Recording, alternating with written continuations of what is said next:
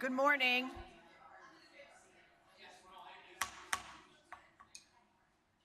Good morning. I call the May 14th, 2024, I'm echoing, meeting of the DuPage County Board to order. If I close this. Okay. I invite everyone to stand and join in the Pledge of Allegiance. Member Rutledge, will you please lead the pledge? And everyone remain standing. I pledge allegiance to the flag of the United States of America and to the republic for which it stands, one nation, under God, indivisible, with liberty and justice for all. Okay. I now invite Pastor Juan Kim from Christ Covenant Church of Villa Park to lead us in the invocation. Morning. Are you standing for this? Yes. Oh, really? Oh, then I better keep it short, huh? Well, good morning. Thank you so much for the invitation to give an encouragement to you all this morning. So in my year or so of pastoring at Christ Covenant Church in Villa Park, I have been pleasantly surprised at how engaged neighbors are with one another, how well government agencies and nonprofits cooperate, and how hard everyone seems to be working at this good work that we've been given to do. Just one quick example is in the Early Childhood Collaborative in Villa Park, a collaborative that my church was invited to join to serve our neighbors. There's quite a few government agencies that are part of it, and they've partnered really well and effectively with nonprofits in the community. So I just wanted to thank you for your leadership in modeling how a governmental body can empower people and agencies to best serve, especially those who are most vulnerable in our county, in our community. But I also know from personal experience just how tiring this kind of work can be. There's no end of the needs that can be met. There's always more that can be done, right? And I'm sure this is a pressure you feel all the time. The needs of our neighbors can often keep us up at night. And yet, I want to encourage you in this morning. I want to encourage you to take care of yourselves. I want to encourage you to make sure people are taking care of you. Now, you can call it an occupational hazard, but as a pastor, I've seen how people can often stretch ourselves beyond what I would say are our God-given limits, whether they're physical, whether they're emotional, whether they're psychological. And it's always to our long-term detriment when we stretch ourselves beyond what we are meant to. So if I can offer you some pastoral advice this morning that I like to give to my congregants as well as to myself, is this reminder to take good care of yourself. To make sure that there are people around you who are taking care of you. One of the lessons I've learned the hard way is that we cannot give if we are at a deficit. If I'm running on empty, I have very little to offer the world other than my annoyance or my outbursts or my opinions, which often should probably be left unsaid. And if you're anything like me, I imagine you need breaks, you need vacation, right? You need people who know you, who genuinely care about you and can check in with you about how you're doing. We all need mentors, we all need therapists, we all need pastors, if that's your thing. We need friends, we need a good, strong cup of coffee or tea in the morning, right? So if you just remember one thing from what I say this morning, it's to do this.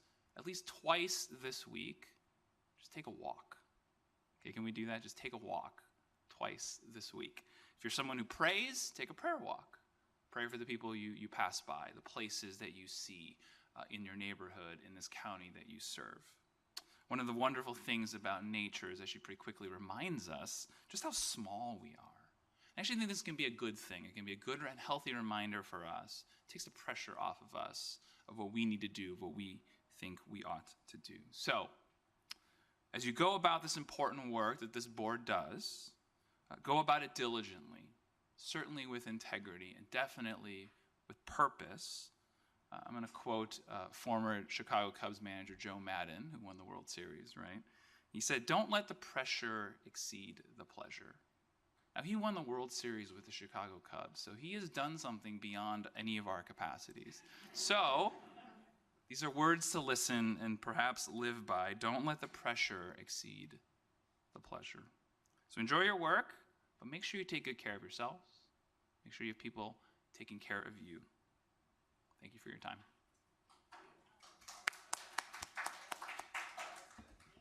Okay, it might be the first time we clapped for a prayer, and that was very well, very, very important. Clerk, please take the roll.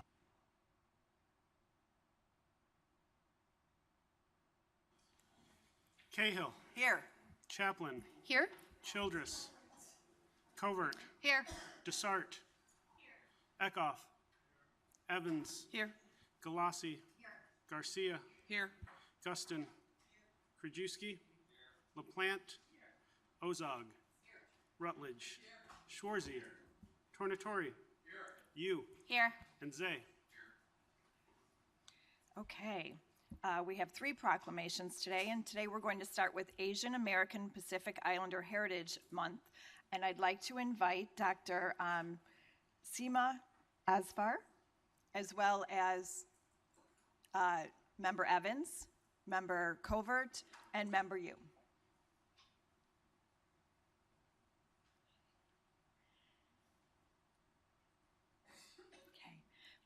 We have several proclamations for the month of May, beginning with Asian American Pacific Islander Heritage Month in DuPage County.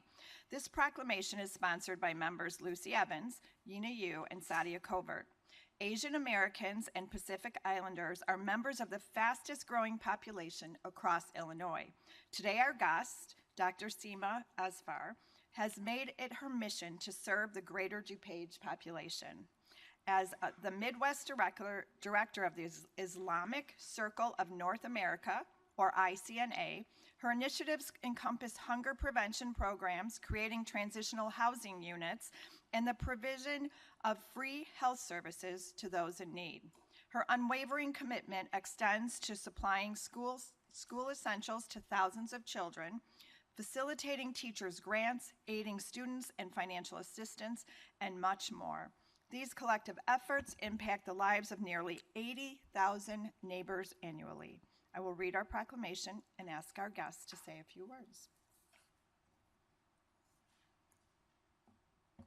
Whereas Asian American Pacific Islander Heritage Month is observed yearly in May to recognize and celebrate the history, culture, achievements, and contributions of Asian Americans and Pacific Islanders to the United States. And whereas Asian Americans and Pacific Islanders are the fastest growing racial group in the nation and represent nearly 14% of the population in DuPage County. And whereas members of AAPI community have made countless important contributions to DuPage, ensuring the county we live in today is vibrant, diverse, and prosperous. Whereas in 1991, members of the U.S. Congress passed a law asking that May be chosen as a month to honor Asian American and Pacific Islanders, immigration, and history. Whereas in 2024, DuPage County honors the work of Dr. Seema Asfar, a first-generation Pakistani American who has been a leader in various branches of the Islamic Circle of North America, or ICNA, showing great commitment to creating and promoting ICNA programs and initiatives. And whereas Dr. Asfar currently holds the esteemed position of Midwest Regional Director at ICNA Relief and Director of ICNA Relief National Back to School Program. And whereas under Dr. Asfar's direction, Midwest ICNA Relief has partnered with nonprofit organizations, police departments, and school districts in DuPage to provide food, transitional housing, career services, language services, mental health services, and support to all DuPage County residents, working toward a more robust and resilient community. Now, therefore, be it resolved that I, Deborah A. Conroy, Chair of the DuPage County Board, and members of the DuPage County Board do hereby proclaim May 2024 as Asian American and Pacific Islander Heritage Month. And we hereby honor Dr. Seema Asfar for her great humanity, her dedication to excellence, and for the outstanding examples she sets for the AAPI community and for all of us in DuPage County. Do I have a motion? Second? All in favor? Okay, enacted this May 14th.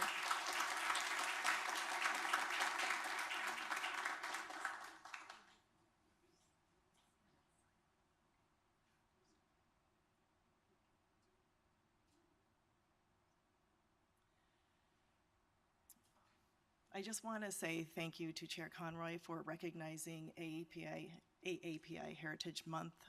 It is very important for the AAPI community to be seen and heard, and Dr. Asfar is such a shining example of the excellence that we have in the community. She's been elevating a whole generation of AAPI people, as well as the DuPage County population at large. So I'm excited to see what the future holds for everybody who has gone through her doors.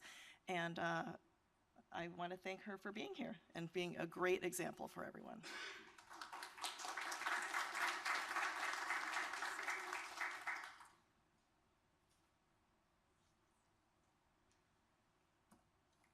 Bismillahirrahmanirrahim. Assalamu alaikum. Peace to all of you.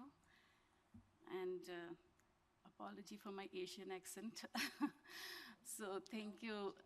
I just want to say thank you to all of you, especially Chairperson Deborah Conroy and Sadia, Ina, and Lucy, and so many familiar faces who are here. It's humbling, and we are truly honored. Of course, this proclamation goes to work of ICNA Relief. You can see few of the team members who are sitting there. Asma, Bina, Abdullah, and I don't know if Sana is here. This is half of the team. Half is working at the office right now. So very few people work for this work for this cause, and so most of our work depends on the volunteers and supporters, and that's why we reach out to organizations and communities. But DuPage County, especially during COVID, it made me especially feel like home, because DuPage County Health Department outreach, and we created that health equity board and coalition where we were working together and reaching out to those communities who are unheard, who are not there. Their voice, you don't see them. So when I joined ICNA Relief, I thought there will be like 15 nationalities we would be serving, or 20, but you won't believe that at ICNA Relief Food Pantry, we serve 82 nationalities. 82 countries live in our tiny county. It's more than half of the world, right? So we have to be voice for them, and it's such a cool team. I see that we are working together in future. I would like to, like all of you to join us and come and visit our office in Glendale Heights, especially all 4 of you, and especially Chair, and Ina, and Lucy, and Sadia, and all of you. Please join us. We would love to give you the tour. We provide holistic service. We have a tiny transitional housing. Most of the residents over there are victims of domestic violence, and they need support. And we really would like you, all of you, to join hands and see our work in action. But I'm truly humble and so thrilled. And thank you to Team ICNA Relief and all the volunteer supporters and everybody. Thank you so much.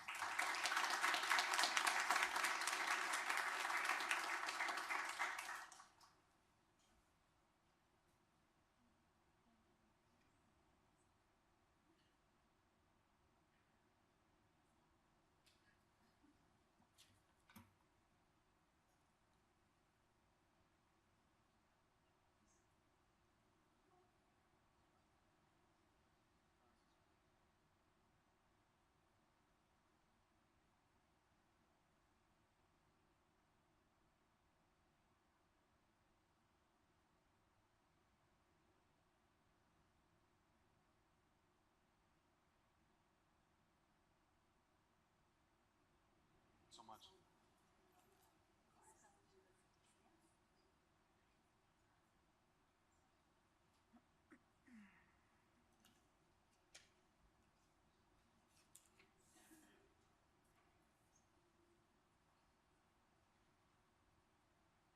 Okay.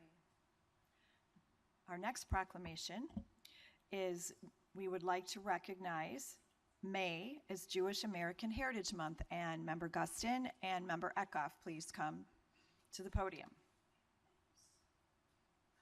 And also, oh, Sadia, sorry. Please.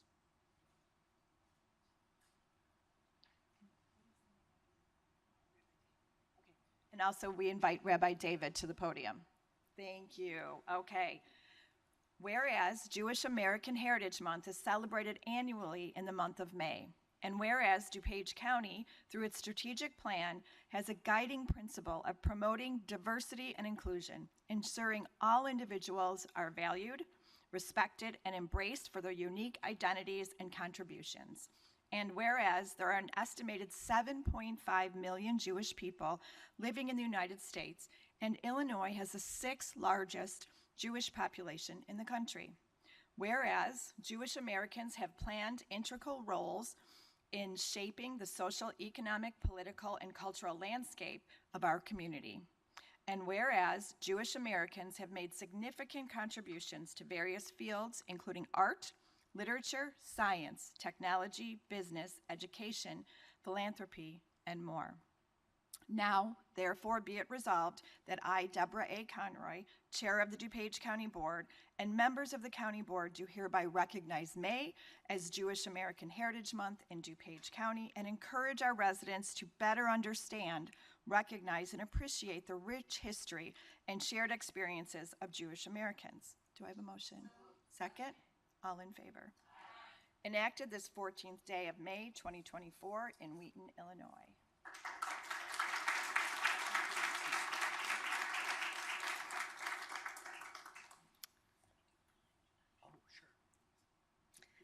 Hi. I just want to do a little introduction of Rabbi David Eber. He joined the Naperville congregation Beth Shalom in July of 2023, bringing with him a passion for teaching, a warm presence, as we can all feel here today, and a desire to help others find meaning in Jewish wisdom and spiritual practices. Rabbi David has taken many educational and spiritual journeys, including his first position as Assistant Rabbi for Education at the Jewish Reconstruction, that's a full word, Congregation, JRC, in Evanston, Illinois, right here in Illinois.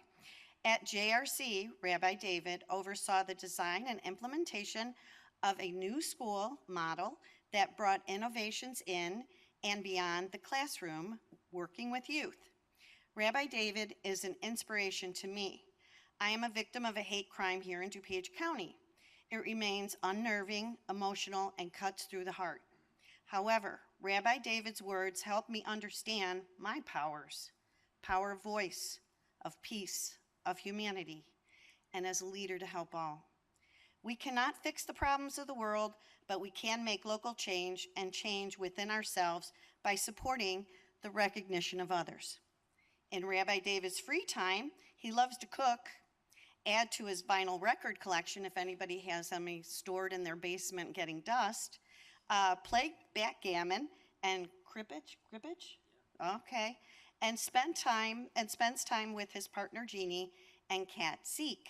And by the way, it's his birthday today. There you go. Now I hand it off to you. Thank you, Patty. Thank you, Chairman Conroy. Thank you, Mr. Ackoff, as well, for this opportunity and for declaring this proclamation. On behalf of Congregation Beth Shalom in Naperville, I am honored to be here, and I'm also here with one of our longtime members, Bernie Newman, who is also a member of the Naperville Interfaith Leaders Association Board and teaches at Benedictine University as faculty in Judaic Studies. So we're grateful for this opportunity. And Alfred Rubin, who the Naperville City Center is named after, longtime public servant, we believe he's the first Jewish boy born in Naperville and perhaps DuPage County. But since that illustrious beginning, we are grateful to continue to be a strong presence. I also want to acknowledge Congregation Eitz Chaim in Lombard and their members, as well as Chabad of Naperville as the other two Jewish congregations in DuPage County. But the data says that for every Jewish person who's a member of a congregation, that's only about 25% of the Jews living in any county. So we also want to recognize all of the Jewish people in the county. And we are proud of our partnership with the county and with the various cities as being community members who serve, who are lawyers, teachers, doctors in many different capacities. And I'll close by saying Jewish tradition teaches, actually in the book of Jeremiah, it says, pray for the welfare of the place in which you live. And so we will continue to not only pray with our words, but pray with our feet to be partners with you in the work of making DuPage County continue to be a great place to live for all who live here. So, Toda Rabbah, thank you very much.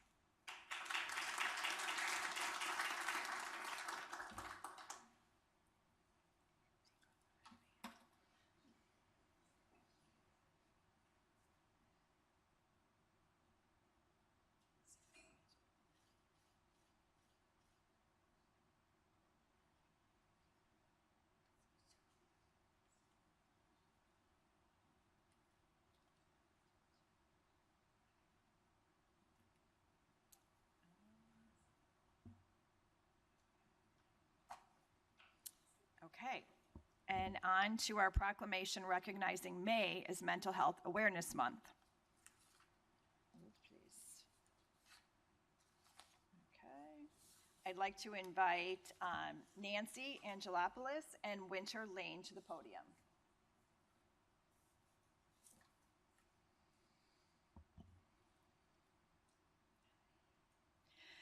This morning, we also recognize May as Mental Health Awareness Month in DuPage County. And the timing is wonderful because I recently had the opportunity to meet and get to know Nancy Angelopoulos and Winter Lane, who provide a wealth of service to individuals through their work at the Public Defender's Office. We talked about the need for more mental health treatment spaces, transitional housing, and treatment beds during our recent meeting. Their work to help provide for all those clients' needs, including clothing, personal supplies, and even a hot meal, was inspiring to me. And today, I'm happy to honor them and everyone who advocates on behalf of those who struggle with mental health and addiction. I'll read the Mental Health Proclamation and ask Winter and Nancy to speak. Whereas mental health is a fundamental part of overall health and helps to sustain an individual's thought processes, relationships, productivity, employment, and ability to adapt to change and face adversity. Whereas 1 in 5 adults experience a mental health problem in any given year, and 28% of Illinois residents with mental health condition were unable to get needed counseling and therapy. And whereas early identification and treatment can make a profound difference in successful management of mental illness and recovery. And whereas public education and civic activities can encourage mental health and help improve the lives of individuals and families affected by mental health illness. Whereas each year, DuPage County Public Defender represents hundreds of individuals who are in need of mental health and addiction services. And whereas, thanks to the commitment of the public defender, judges, clinicians, and state's attorney's office, the criminal justice system staff, including social workers, many clients who have faced time in jail are able to enter diversion programs and treatment. And whereas DuPage County wishes to recognize the efforts of the staff of the Public Defender's Office, including social workers Nancy Angelopoulos and Winter Lane, for their efforts to support clients who not only need mental health and addiction services, but also food, clothing, and other social supports. Now, therefore, be it resolved that I, Deborah A. Conroy, Chair of the DuPage County Board, and members of the County Board, do hereby proclaim May 24th as Mental Health Awareness Month in the Public Defender's Office, who generously donate food, clothing, and personal items to support their clients as they connect them to social and medical services that they need to fully participate in their legal cases and plan for a safe and productive future. Do I have a motion? All in favor? enacted this 14th day of May, 2024 in Wheaton, Illinois.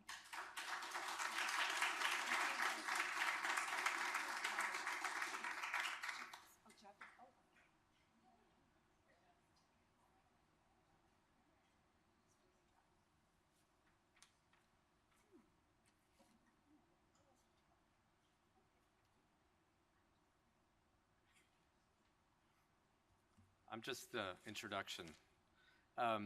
Thank you, Chair Conroy and the board for recognizing Mental Health Awareness Month and including our office as a part of it. The Public Defender's Office serves thousands of clients each year, many whom suffer from trauma, mental health, or substance abuse issues, or all of the above. DuPage County has a lot of programs, specialty courts, and other innovative solutions to address the needs of clients that end up in our system, and we should be proud of that. Drug court, MyCap, focus court, reentry specialists, health department clinicians, addiction specialists, and mental health clinicians like Nancy and Winter are some of the things that bring a bunch of departments together to work collaboratively to better serve clients addressing these issues. My office, the court, state's attorney, sheriff, health department, probation, and others have worked well together. We are also fortunate to have previous and a current board that have provided resources to allow us to develop and implement new programs and integrate new ways of addressing these needs. By helping the issues that brought someone into our criminal justice system in the first place so they don't come back helps not only the individual client on that individual case, but also helps the community.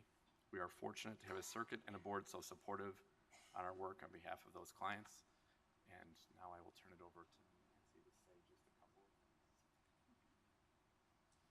Thank you guys very much for this award. I just want to say without your support, it would be difficult to help day to day with our clientele. But over the decade that I've worked in our office, we've been able to give so much clothing out, basic needs like food, where individuals haven't eaten for maybe a few days or their shoes haven't been off for a couple days. We've been able to do the basic things. Plus, sending individuals to get the help like drug addiction or mental health helps improve their lives and reduces the recidivism that we would like to see in our county. So thank you again for everybody for supporting us.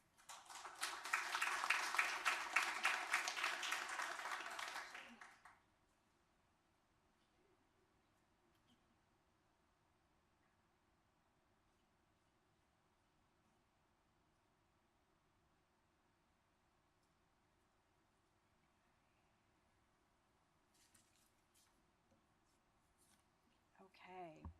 And our final proclamation today, I'd like to invite Allison Ablin, Head of HR for Emergency Medical Services at Superior Ambulance, some of our EMRs and EMTs, as well as Member Schwarzy to the podium.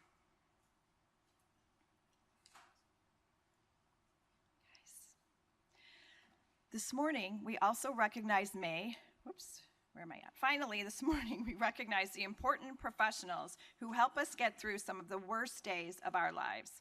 Anyone who has experienced a medical emergency knows how important the emergency medical system professionals are. These highly trained individuals provide order during chaotic times and make life and death decisions every day. Our county's EMS professionals serve in a broad range of roles, from providing highly skilled care in an ambulance to serving as educators, to practicing community paramedicine, to conducting research.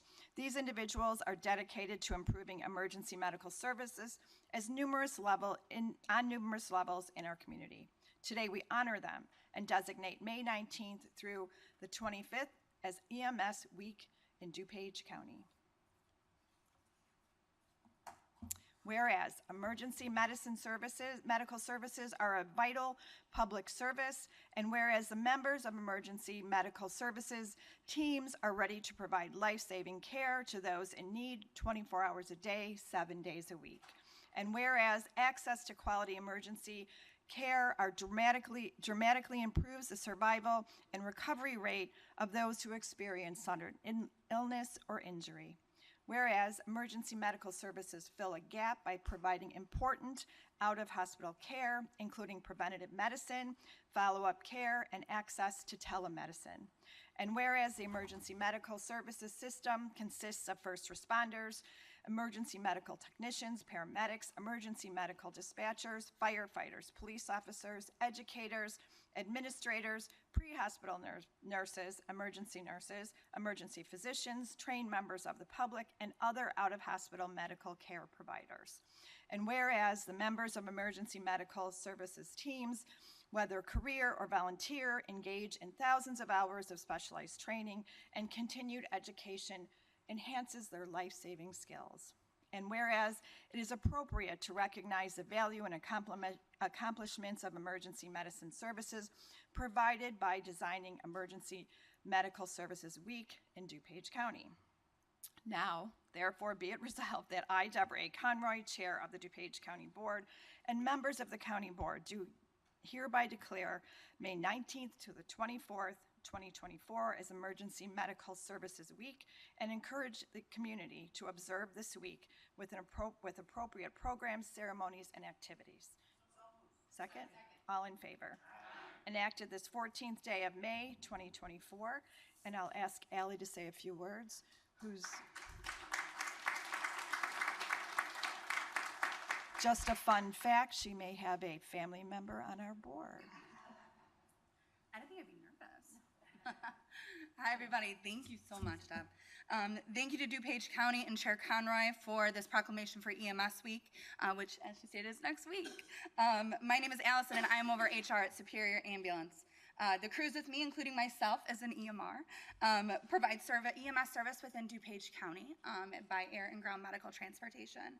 Superior Ambulance, as I stated, provides air and ground medical transportation within DuPage County to residents as well as hospitals. Next week is EMS Week, and we're celebrating 3,600 team members within our organization. Thank you for this proclamation and everybody's support.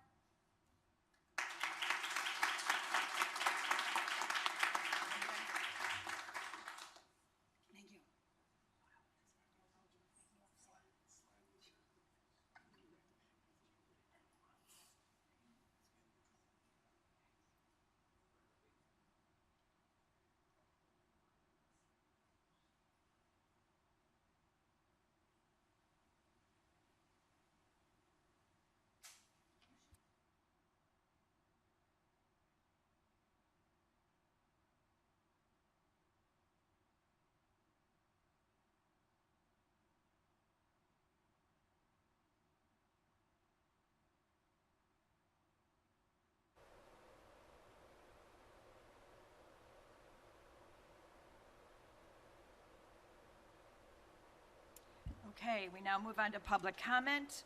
On the matter of public comment, according to our county board rules, members of the public shall be afforded time to address the board. Individual remarks shall not exceed 3 minutes. Our first speaker is Brenda Baird Watterson.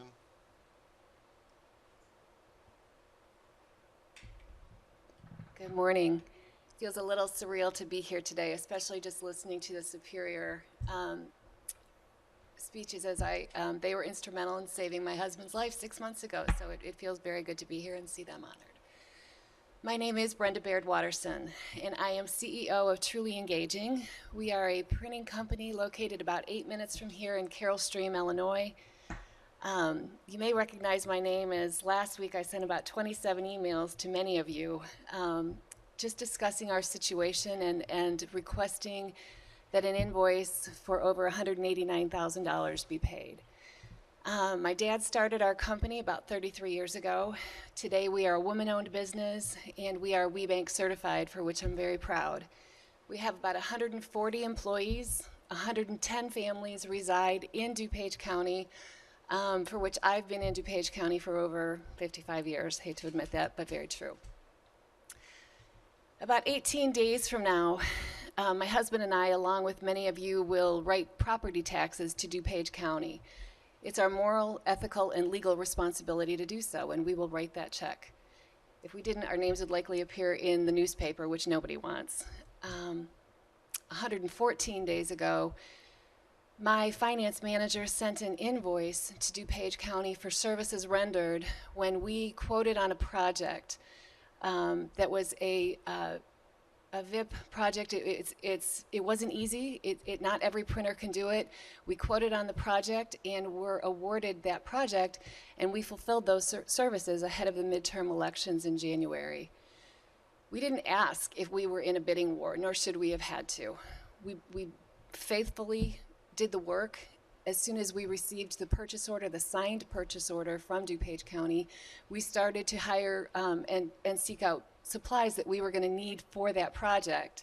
We've long since paid our vendors for what they supplied to us. I am asking you to put aside politics. I don't know what's going on. I don't know the truth about why we have not been paid. But I'm asking whoever today, my ask is that whoever has the legal authority today to give authority to pay not just us, but any other vendors. I had to read it in the newspaper. There are other vendors that are looking for payment as well. We're a small business, but we are real people. And we are your constituents, and I'm asking you to please pay your bills. Pay us and pay those that are waiting as well. Thank you for the opportunity. I appreciate it.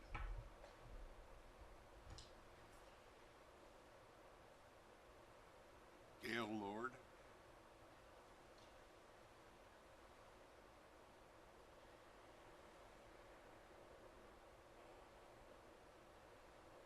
Chairwoman Conroy said, I'm pretty sure you missed this when you're speaking about mental health.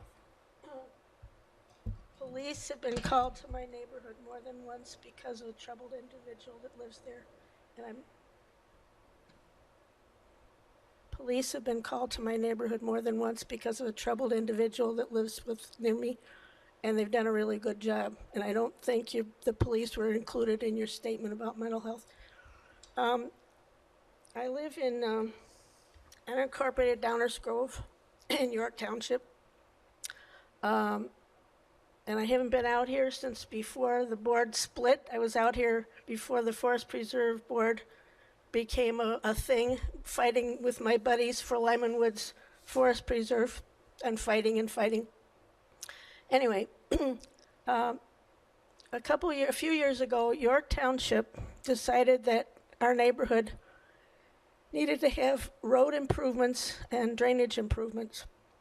And I should be talking to the Stormwater Committee, but I can't get out here at 7:30 in the morning, so I'm talking to you. One of the things that was left over is a swale, and I can explain that for anybody that doesn't. It's like a depression that collects water.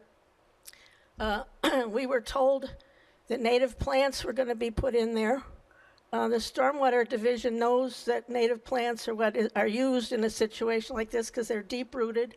They're promoting the use of native plants in their newsletter. I don't know what happened. The neighbors were promised that the proper kind of plants were going to be put in there, and they have not. I have talked to the Mike Adams, who's the top staff of York Township Highway Department. I haven't bothered to try to get into it with Chairman Schroeder, because they know me and they don't, by now, I didn't want this project. I made it clear that I didn't want any of it, and so now I'm a pest. So I guess I need some advice as to where to go with this. The right thing to do for this swale to take care of the water that's standing there, partly because it will create an ecosystem. Oh, one other thing. They're going to be, because it's wetness there, they're going to be spraying toxic chemicals very close, the lot right next door to this swale. There's some very small people that live there who mean a lot to me, my little neighbors, and I don't want these toxic chemicals to be blowing onto their property. So if anybody can give me any advice on where to go from here, I'd appreciate it.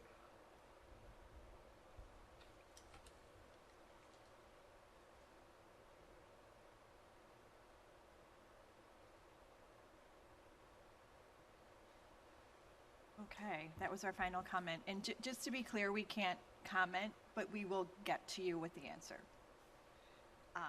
Okay, so this morning, I have a few items for our calendar, for your calendars. Next week, May 22nd, I am co-moderating a panel on mental health in the workplace at the invitation of Chamber 630. The event runs from 11:30 a.m. to 1 p.m.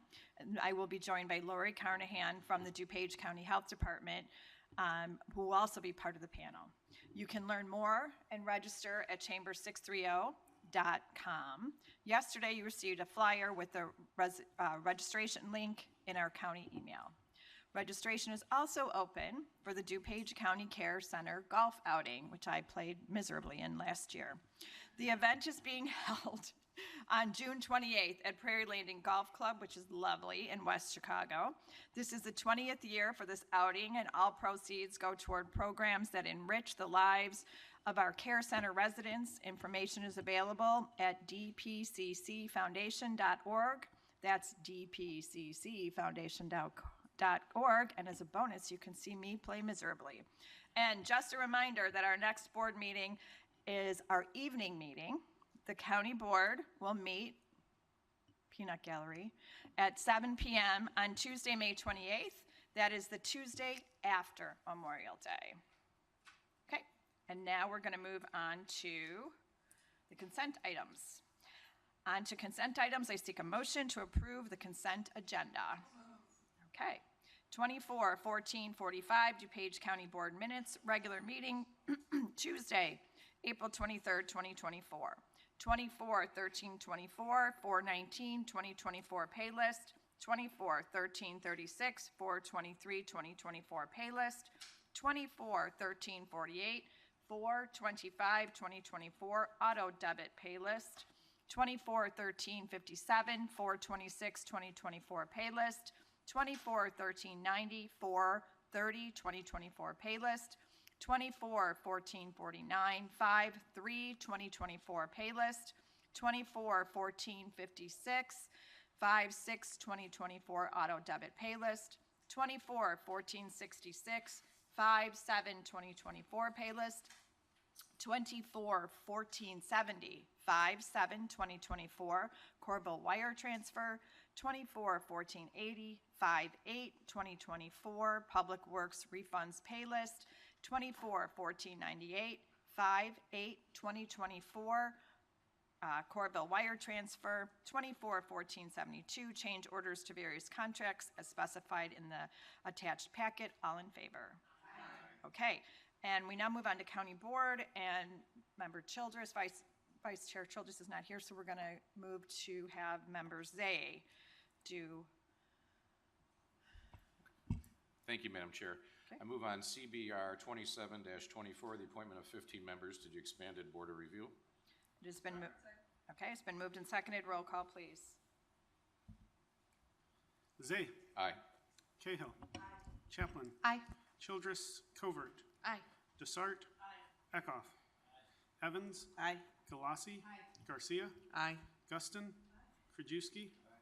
LaPlante. Aye. Ozog. Aye. Rutledge. Aye. Schwarzy. Aye. Tornatori.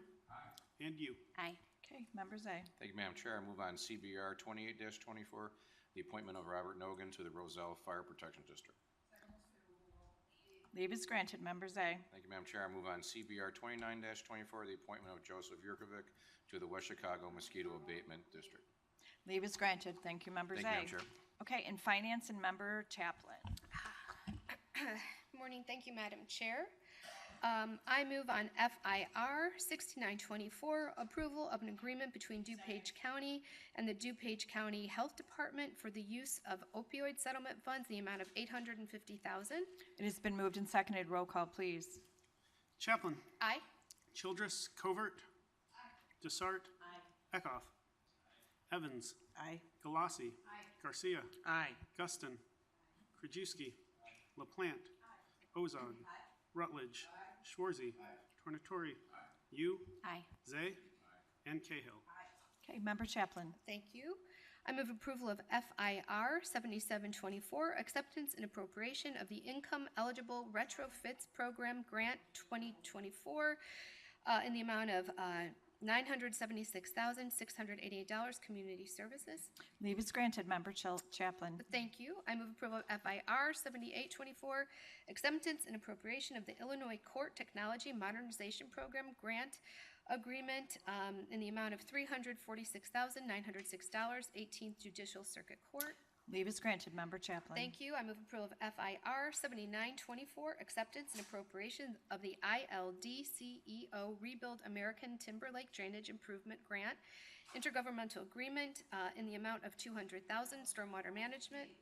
Leave is granted. Member Chaplin. Thank you. I move approval of FIR 8024, additional appropriation for the DuPage Care Center Foundation Music Therapy Grant in the amount of increase from $67,587 to $82,263, an increase of $14,676, DuPage Care Center. Leave is granted. Member Chaplin. Thank you. I move approval of FIR 8124, acceptance and appropriation of the DuPage Animal Friends 2424 Foundation Coordination Grant in the amount of $5,000, animal services. Leave is granted. Member Chaplin. Thank you. I move approval of FIR 8224, additional appropriation for the Animal Services Fund in the amount of $152,000. Leave is granted. Member Chaplin. Thank you. I move approval of FIR 8324, budget transfers 5/14/2024 from various companies and accounting units. Leave is granted. Member Chaplin. Thank you. I move approval of 241486, budget preparation instructions, 2025 budget letter and instructions. Leave is granted. Member Chaplin. Thank you. I move approval of FIR 8424, approval of the 2025 budget calendar. Leave is granted. Member Chaplin. Thank you. I move approval of FIR 8524, acceptance and approval of the 2025 DuPage County financial budget policies. Leave is granted. Member Chaplin. Thank you. I move approval of FIR 8624, approval of the employee compensation and jobs classification adjustment, public works and zoning. Leave is granted. Member Chaplin. Thank you. I move approval of FIR 8724, memorandum of understanding between County of DuPage, Illinois, and the DuPage County Regional Office of Education for DuPage County to continue to provide medical and employment benefits to all eligible Regional Office of Education employees. Leave is granted. Member Chaplin. Thank you. I move approval of FIP 1324, recommendation for the approval of a contract purchase order issued to HD Supply Facilities Maintenance Ltd. for purchase of safety supplies for school districts and private schools in DuPage County for the Regional Office of Education for a contract not to exceed $46,433. Leave is granted. Member Chaplin. Thank you. I move approval of FIP 1424, recommendation for the approval of a contract purchase order to Physicians Record Company to furnish and deliver printed carbonless forms for all DuPage County departments for a contract not to exceed $80,975. Leave is granted. Member Chaplin. The next item has been postponed until our May meeting for discussion and approval in our June meeting. So I will move on, if that's okay, to FICO 1324, recommendation for the approval of an amendment to purchase order for a contract issued to Aloha Print Group for on-demand printing to increase the contract in the amount of $34,780 to include various community services grants, resulting in amended contract not to exceed $262,674. Leave is granted. Member Chaplin. Thank you. I move approval of 241508, decreased purchase order issued to Ceridian HCM in the amount of $287,500. This is to accommodate the requested extension of the ERP payroll system implementation to go live from July 1st to October 1st, 2024. Leave is granted. Member Chaplin. Thank you. And finally, I move approval of FICO 1524, increased purchase order issued to On Accurate Consulting US Inc. to allow for the change to the go-live timeline to accomplish all of the implementation in a more thorough way in the amount of $191,630 for a new contract total not to exceed $836,725. Leave is granted. Thank you, Member Chaplin. Thank you, Madam Chair. Animal Services and Member Kajewski. Thank you, Madam Chair. No update today. Okay. Development and Member Tonatori. Thank you, Madam Chair. Move approval of a zoning hearing officer and development committee's recommendation to approve a conditional use as a zoning 2411 DCO 1924 to approve a conditional use to reduce the required side yard setback for an existing carport from 20 feet to 3.5 feet where it has existed for at least 5 years. A conditional use to allow the existing detached accessory building structure to remain in front of the wall of a house where it has existed for at least 5 years. A conditional use to increase the total area of a detached accessory building from 2,600 square feet to approximately 5,280 square feet for all detached existing buildings that have existed for at least 5 years, and a variation to allow the total area of detached accessory buildings to exceed the total area of the principal building. Okay, it has been moved and seconded. Roll call, please. Tornatori. Aye. You. Zay. Cahill. Chaplin. Aye. Childress. Covert. Aye. Desart. Eckhoff. Evans. Aye. Galassi. Garcia. Aye. Guston. Krajewski. LaPlante. Ozog.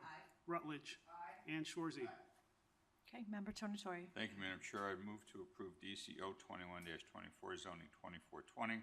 The zoning hearing officer and development committees vote to approve a variation to reduce the front yard setback from required 30 feet to approximately 26.4 feet for a new home on an existing foundation and rear addition, and a variation to reduce the corner side setback from required 30 feet to approximately 27.1 for a new house on an existing foundation and rear addition. Leave is granted. Member Tornatori. Thank you, Madam Chair. I move approval of DCO 30-24, zoning 2418, Roman, to approve a variation to reduce the rear yard setback from the required 25 feet to approximately 2 feet for an existing chicken coop. This was denied by the zoning hearing officer, and a motion to approve failed at the development committee. Because of that, it will require a 3/4 majority for approval. A yes vote would be overturning the zoning hearing officer and the development committee, and no vote would be in conformity with those. Okay, was there a motion? Yeah, there will be a roll call. Member Krajewski. Yes, I was one of the two that voted in favor of this. We've seen a lot of these variances come to us for variance for side yard setbacks or rear setbacks. And in discussion with Paul Haas, we've had some that are much more intense usage than the chicken coop, and yet we approve those. So it's like I'm trying to understand, how to vote no against one, but yes for another one when we approve these a lot for more intense uses. So that's why I voted in favor of it, because we've done that a number of times before. Okay, Member Covert. I would like to know just the question, what was the reasoning behind the hearing officer's no vote, or not recommendation? It's my understanding in the record, I read the record, we're going from 25 feet to 2 feet first, which is a pretty substantial variance. There was a complaint from a neighbor on this one as well, from the adjacent property owner. And the zoning hearing officer did not believe there was a hardship. Okay, Member Rutledge. Thank you, Chair Conroy. I also was the other vote to approve this. When we did the hen ordinance, I wasn't a fan of the setbacks that were required for that. We don't have dog setbacks or, other animals that we might have on our property. So I thought it was excessive at the time. And I, again, would like to see this granted for these people. Thank you. Okay. This isn't a setback for a chicken, it's for a chicken coop. So there's a difference. Okay, Member Eckhoff. Okay, all right, roll call, please. Tornatori. No. You. No. Zay. No. Cahill. No. Chaplin. No. Childress. Covert. Aye. Desart. No. Eckhoff. No. Evans. No. Galassi. No. Garcia. No. Guston. No. Krajewski. Aye. LaPlante. Aye. Ozog. No. Rutledge. Aye. And Shorzy. No. 4 voting aye, 13 voting nay. Motion fails. Okay, Member Tornatori. Thank you, Madam Chair. I move approval of DCO 31-24, zoning 2418, to approve a variation to allow a 4-H program for the 1-pound rooster on a property less than 40,000 square feet. Again, this was denied by the zoning hearing officer and the development committee, and if the board wishes to allow it, would require a 3/4 majority vote in the affirmative. Okay, Member Desart. Thank you. Chair Tornatore, could you explain again for this one why it was denied? Were there neighbor complaints? Well, if the board recalls, there was a lot of discussion when we changed the zoning entitlements for chickens and chicken coops, and one of the specific exemptions to that were roosters because of the noise, presumably for roosters. So I think that was the primary reason for the zoning hearing officer and the development committee. Okay, thank you. Thank you, Madam Chair. Okay, Member Rutledge.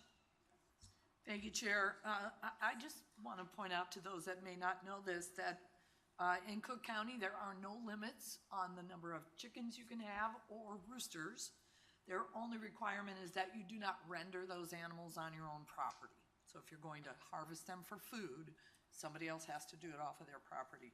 So I guess in a metropolitan area like Chicago, if they can have chickens and roosters, I don't know why we can't do that in unincorporated areas of DuPage County. So I was one of the yes votes on this issue. Okay, Member Covert.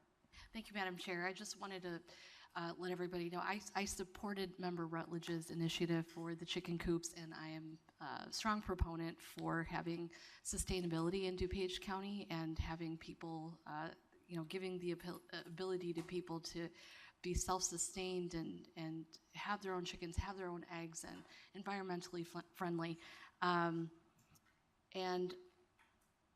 And that's all I want to say. So I will be supporting this. I do support the efforts. I want to encourage this in our county. So that's all I have. And if I can, Madam Chair, as someone who was born and raised in the city streets of Chicago, I didn't realize until recently that you don't need a rooster to have eggs. So there's no reason. The rooster doesn't help get us any eggs. So for that, it was news to me. Thank you. I had no idea. Okay. Member Kajewski. Again, some of the similar thought patterns, but I was one of the yes votes for the rooster, and as you see, when we come up to the next one, when you flip your page, it was a unanimous vote for the goat. So they're allowing the goat, but not the rooster. So again, I'm gonna support the rooster, and then I'm also supporting the goat when it comes up next. Okay, Member Ozak. I would like to second Mr. Torrentore's.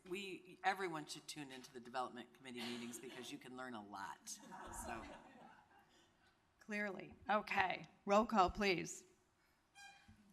Tornatore. No. You. No. Zay. Cahill. No. Chaplin. No. Childress. Covert. Aye. Desart. Eckhoff. No. Evans. No. Galassi. No. Garcia. No. Guston. No. Krajewski. Aye. LaPlante. Aye. Ozog. No. Rutledge. Aye. And Shorzy. 4 voting aye, 12 voting nay. Okay, the motion fails. Member Tornatore. Thank you, Madam Chair. And finally, I move approval of DCO 32-24, zoning 2418, to approve a conditional use to allow a 4-H program with a goat on property less than 40,000 square feet. A goat. Okay, do we have leave? Second. Okay, leave is granted. We want to vote on this too? Oh, okay, sorry. Okay. Does anybody have anything to say about the goat? Okay, roll call, please. Tornatore. Aye. You. Aye. Zay. Cahill. Aye. Chaplin. Aye. Childress. Covert. Aye. Desart. Aye. Eckhoff. Aye. Evans. Aye. Galassi. Aye. Garcia. Aye. Guston. Aye. Krajewski. Aye. LaPlante. Aye. Ozog. Aye. Rutledge. Aye. And Shorzy. Thank you, Member Tornatore. Thank you, Madam Chair. Okay, Economic Development and Member LaPlante. Thank you, Chair Conroy. No update today. Okay. Environmental and Member Rutledge. Thank you as well. No update from me. Okay. And ETSB Member Schwarzy. Thank you, Madam Chair. I move on item ETSR 4124, a resolution approving the sale of surplus items from the County of DuPage on behalf of the Emergency Telephone System Board of DuPage County to the McLean County Emergency Management Agency. Okay. It's been moved and seconded. Roll call, please. Schwarzy. Aye. Tornatori. Aye. You. Aye. Zay. Aye. Cahill. Aye. Chaplin. Aye. Childress. Covert. Aye. Desart. Aye. Eckhoff. Aye. Evans. Aye. Galassi. Aye. Garcia. Aye. Guston. Aye. Krajewski. Aye. LaPlante. Aye. Ozog. Aye. And Rutledge. Okay. Thank you, Member Schwarzy. And Member Schwarzy on Human Services. Thank you. I was going to share the information about the golf outing, and thank you for doing that. I am looking for partners if anyone wants to play with me. I'm guessing that means he's not inviting me to play in his foursome. I would be honored to play with you. I move on item HSR 1224, authorization to apply for fiscal year 2025 Title 3B Aging and Disability Resource Network Services Grant Funds and fiscal year 2025 Title 3B Transportation Grant Funds from the Age Guide Northeastern Illinois. It has been moved and seconded. Roll call, please. Schwarzy. Aye. Tornatori. Aye. You. Aye. Zay. Aye. Cahill. Aye. Chaplin. Aye. Childress. Covert. Aye. Desart. Aye. Eckhoff. Evans. Aye. Galassi. Aye. Garcia. Aye. Guston. Aye. Krajewski. Aye. LaPlante. Aye. Ozog. Aye. And Rutledge. Okay. Member Schwarzy. Thank you. I move on 241433, HSP 0009B23, amendment to resolution HSP 0009A23, issued to LifeScan Labs for patient phlebotomy and lab services for the DuPage Care Center for the period September 20th, 2022 through April 17th, 2024, to increase encumbrance in the amount of $5,600 for a new contract amount of $62,838.39, a 9.78% increase. Okay. Leave is granted. Thank you, Member Schwarzy. Okay. Judicial and Public Safety and Member Evans. Thank you, Madam Chair. I would just like to let the board know that at our next JPS meeting on May 21st, Dr. Richard Jorgensen, the DuPage County Coroner, will be coming to give an update on opioid deaths within the county. So I invite everybody to come to that. And with that, I would like to move on JPSR-12-24, authorization for the execution of a memorandum of understanding between the County of DuPage and the Illinois Law Enforcement Alarm System. It has been moved and seconded. Roll call, please. Evans. Aye. Galassi. Aye. Garcia. Aye. Guston. Aye. Krajewski. Aye. LaPlante. Aye. Ozog. Aye. Rutledge. Rutledge. Aye. Schwarzy. Aye. Tornatori. Aye. You. Aye. Zay. Aye. Cahill. Aye. Chaplin. Aye. Childress. Covert. Aye. Desart. Aye. And Eckhoff.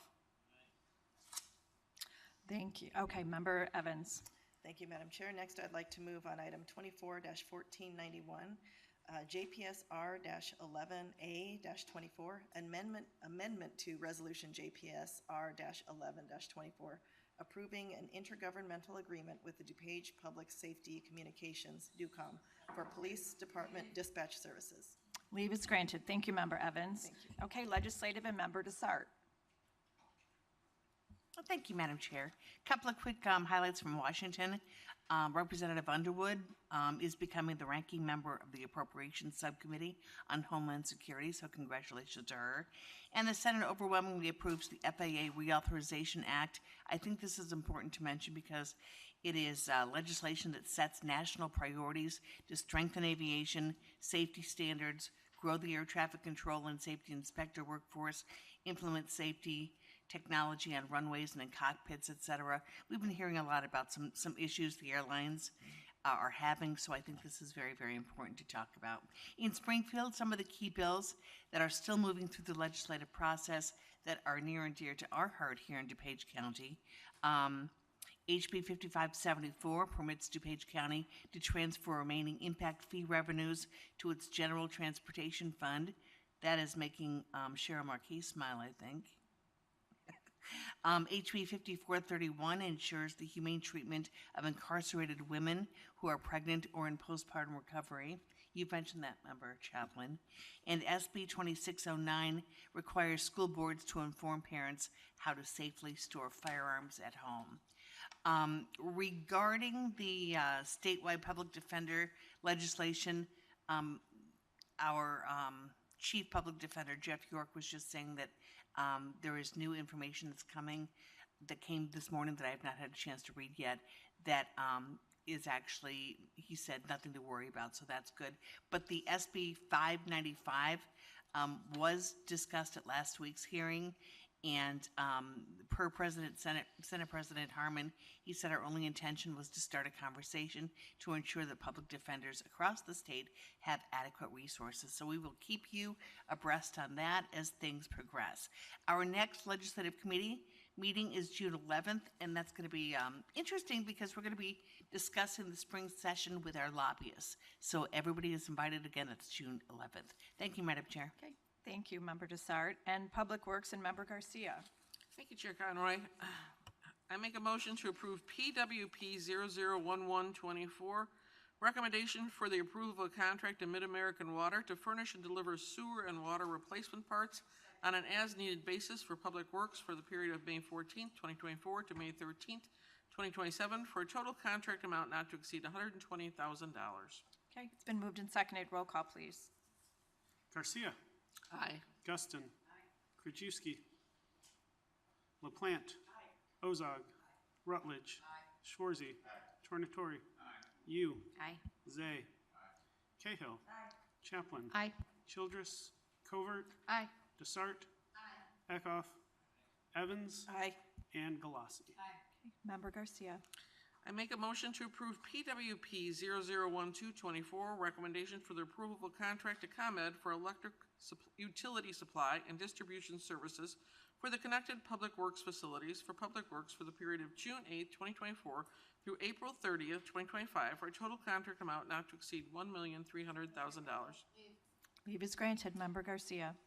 I make a motion to approve FMP 001724, recommendation for the approval of a contract to ComEd for electric utility supply and distribution services for the connected county facilities for facilities management for the period of May 1st, 2024 through April 30th, 2025, for a total contract amount not to exceed $4,374,742. Leave is granted. Member Garcia.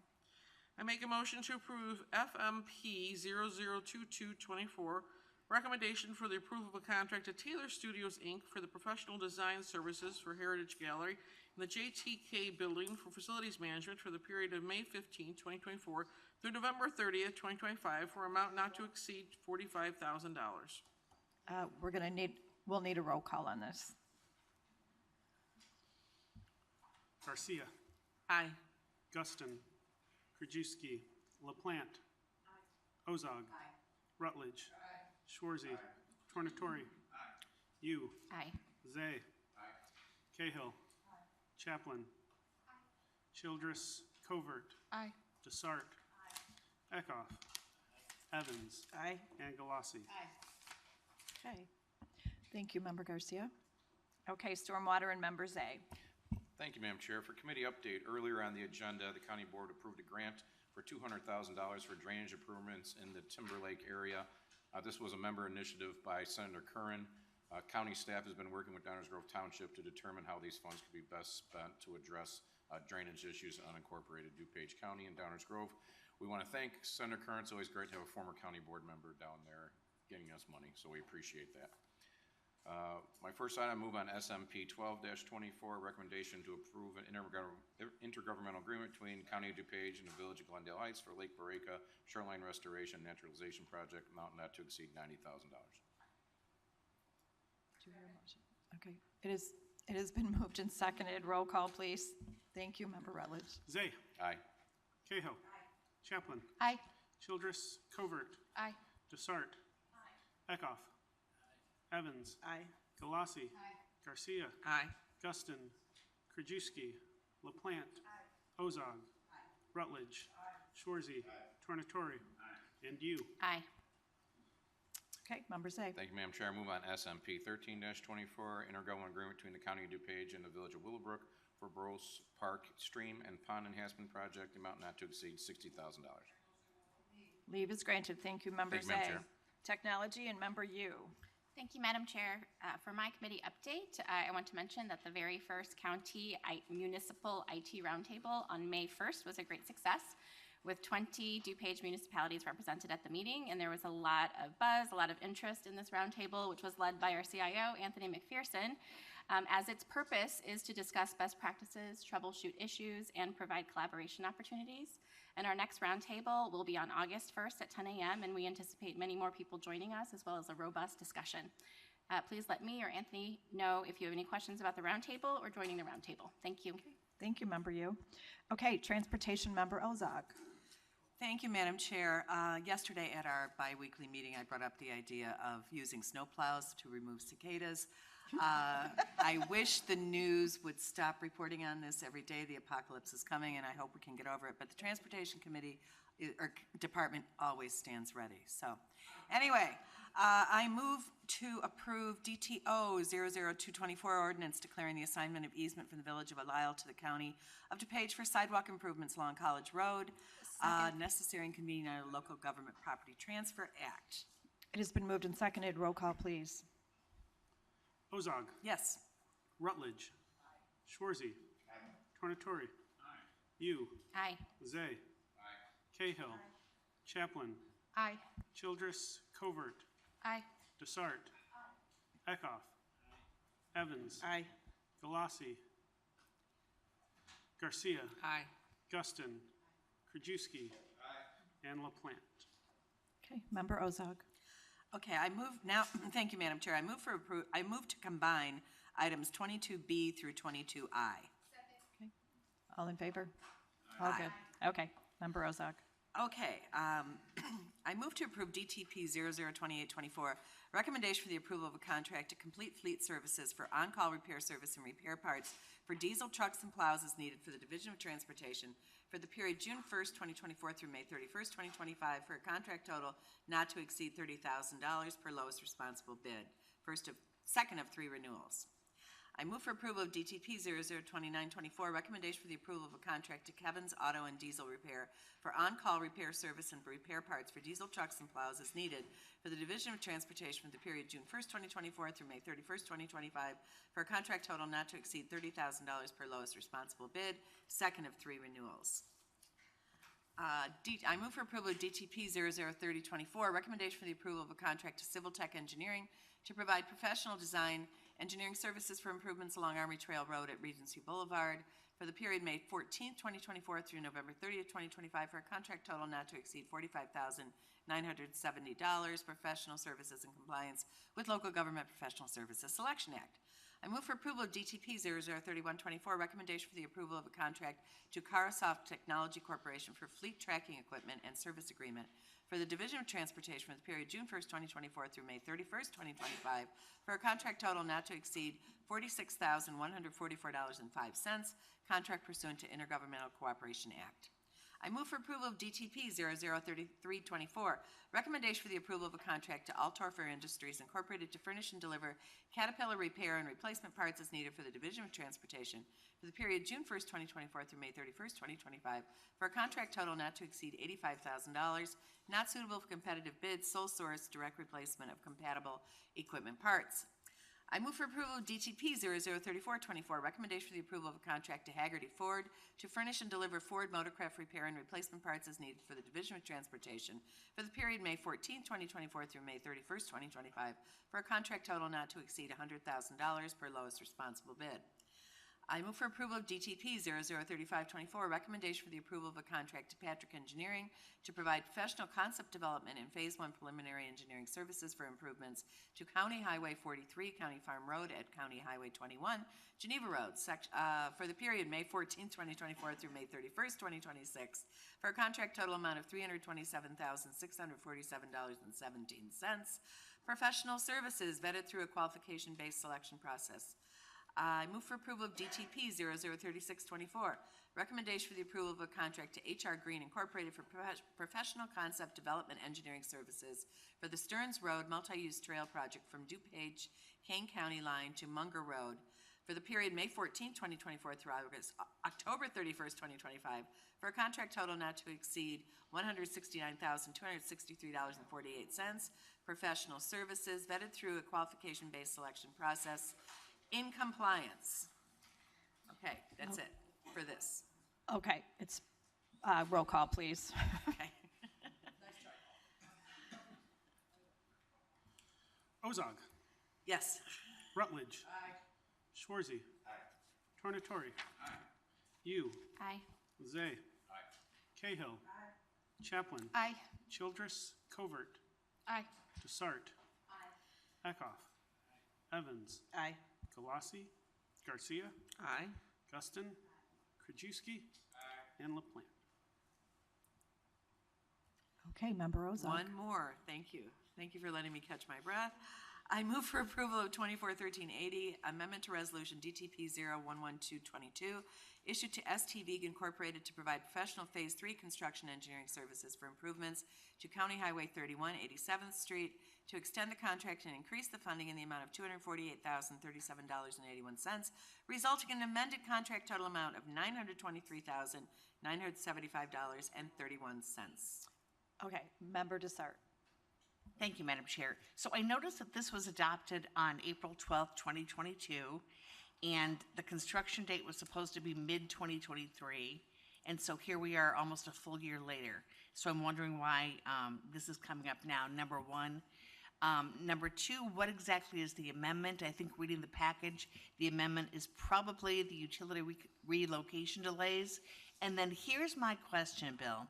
When we have to extend a contract because the contractor can't get the job done on time or on budget, why would it cost us 37% more? Shouldn't that be absorbed by the contractor? And if the contractor is charging the county 37% more because of delays that perhaps they should have foreseen, do we have to go back out for bid? Thank you. Sure. Good morning, everyone. So let me answer the last question first. So this is not the contractor who's doing the construction work. This is the engineering firm who we've hired to be our resident engineer, which is the term IDOT has for an engineer who's out in the field monitoring all the work that goes on, documenting the amount of material, the condition of the material that goes in, everything related to the job on the street. So this is the engineering firm who's doing that work for us, representing us and representing IDOT on the federally funded project. So in this case, the contractor's work was delayed first by a strike 2 years ago, right as the project was getting started. And then there's been extensive utility delays and utility conflicts. So none of those were anticipated at the time the contract was put together. The work that they're doing is not affected money-wise by the delays. Okay, so the cost to actually pay the contractor is not affected. What's affected here is that our engineer now has to be out there through all of those utility conflict resolutions, all of the work the utility is doing during that time. This is costs that we have to absorb, partly because the project was extended time-wise, but also partly because of all these unanticipated things that came up in the field during construction. So it's because of the contractor's work as things evolved, what was discovered, what was encountered, different issues that came up. But this is not the contractor. This is an hourly cost that we're paying to the engineering firm. Does that make sense? So the 37% increase is just to the engineering firm? Yes. Is that what you're saying? Okay. If I, as a homeowner, okay, so let me back up. The engineering firm, these are unexpected, let me see what they put. Utility relocation delays. Sounds to me like they didn't know that there were utility lines there where they need to build the road. I guess what I'm saying as a homeowner, I could just call Julie and get that information in like a week. Right. Right. So what happens when you put in a Julie request, the companies come out and they mark the facilities they know about. Sometimes they don't mark them in the right spot. Sometimes they don't know about facilities. Things are abandoned, things are, stacked one on top of another, and they're not aware of something. So even when you do a Julie, and obviously you drive by one of these sites, they're covered in Julie marks. You see all the flags, the different colors. Even when you do that level of work, there are things that cannot be identified without excavating. Somehow you have to get underground to actually find the lines. And what happens is you'll find one of those lines, a gas line, for example. Now NICOR has to come out, and a special crew has to come out to even watch our construction crew work. In a lot of cases, that line has to be moved. There's nowhere else for us to go. Our design is pinned in by the property that we have access to. There's other issues with ComEd poles being there, so NICOR is going to have to figure out how to relocate.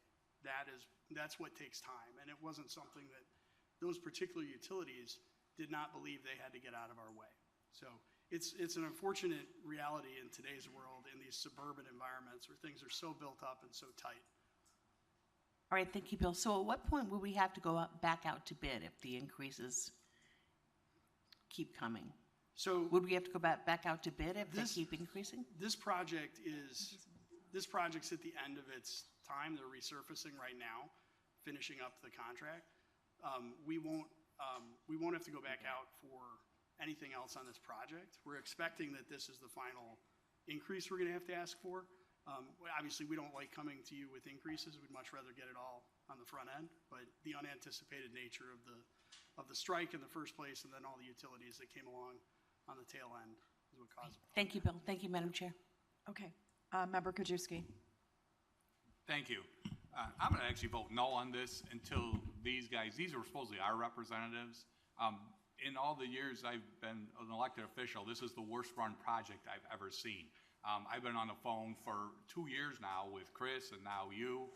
It started with the amount of accidents, getting calls from residents. It took a while for us to get it, but there was an extreme amount of accidents at that intersection, and due to the lack of signage. Now, one thing I think you didn't mention to let the board know here is that unfortunately IDOT is running this project, and it appears IDOT doesn't really tell us much of anything, but at least our resident engineer should be doing that. Because I complained about all the accidents, our staff had to go out there and put the signs out there to alert people because IDOT wasn't doing it. That project, I was just on the phone with you and Nick on Thursday because they ripped up the entire intersection about a month ago. So it's like all the asphalt's gone, and it's been a lot of potholes and a lot of people driving and accidents, asking about when it's going to be resurfaced.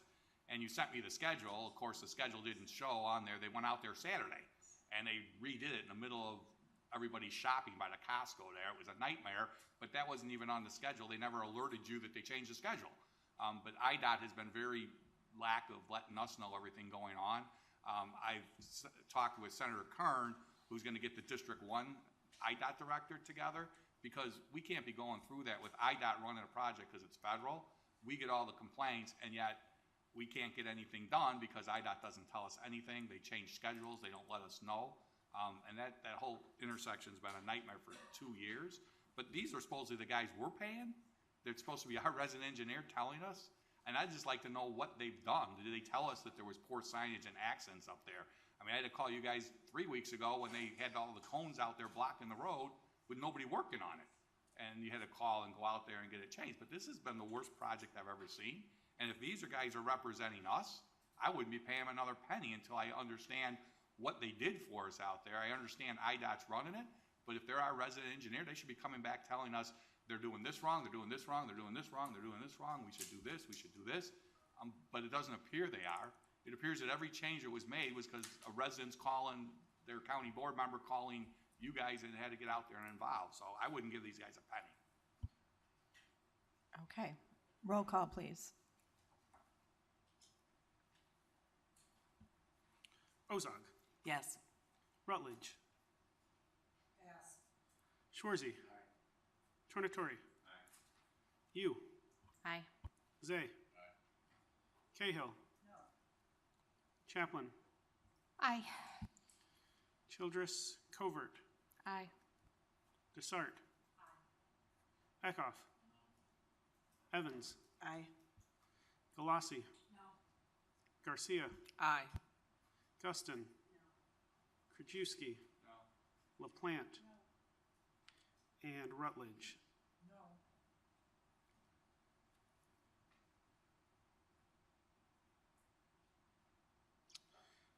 10 voting aye, 7 voting nay.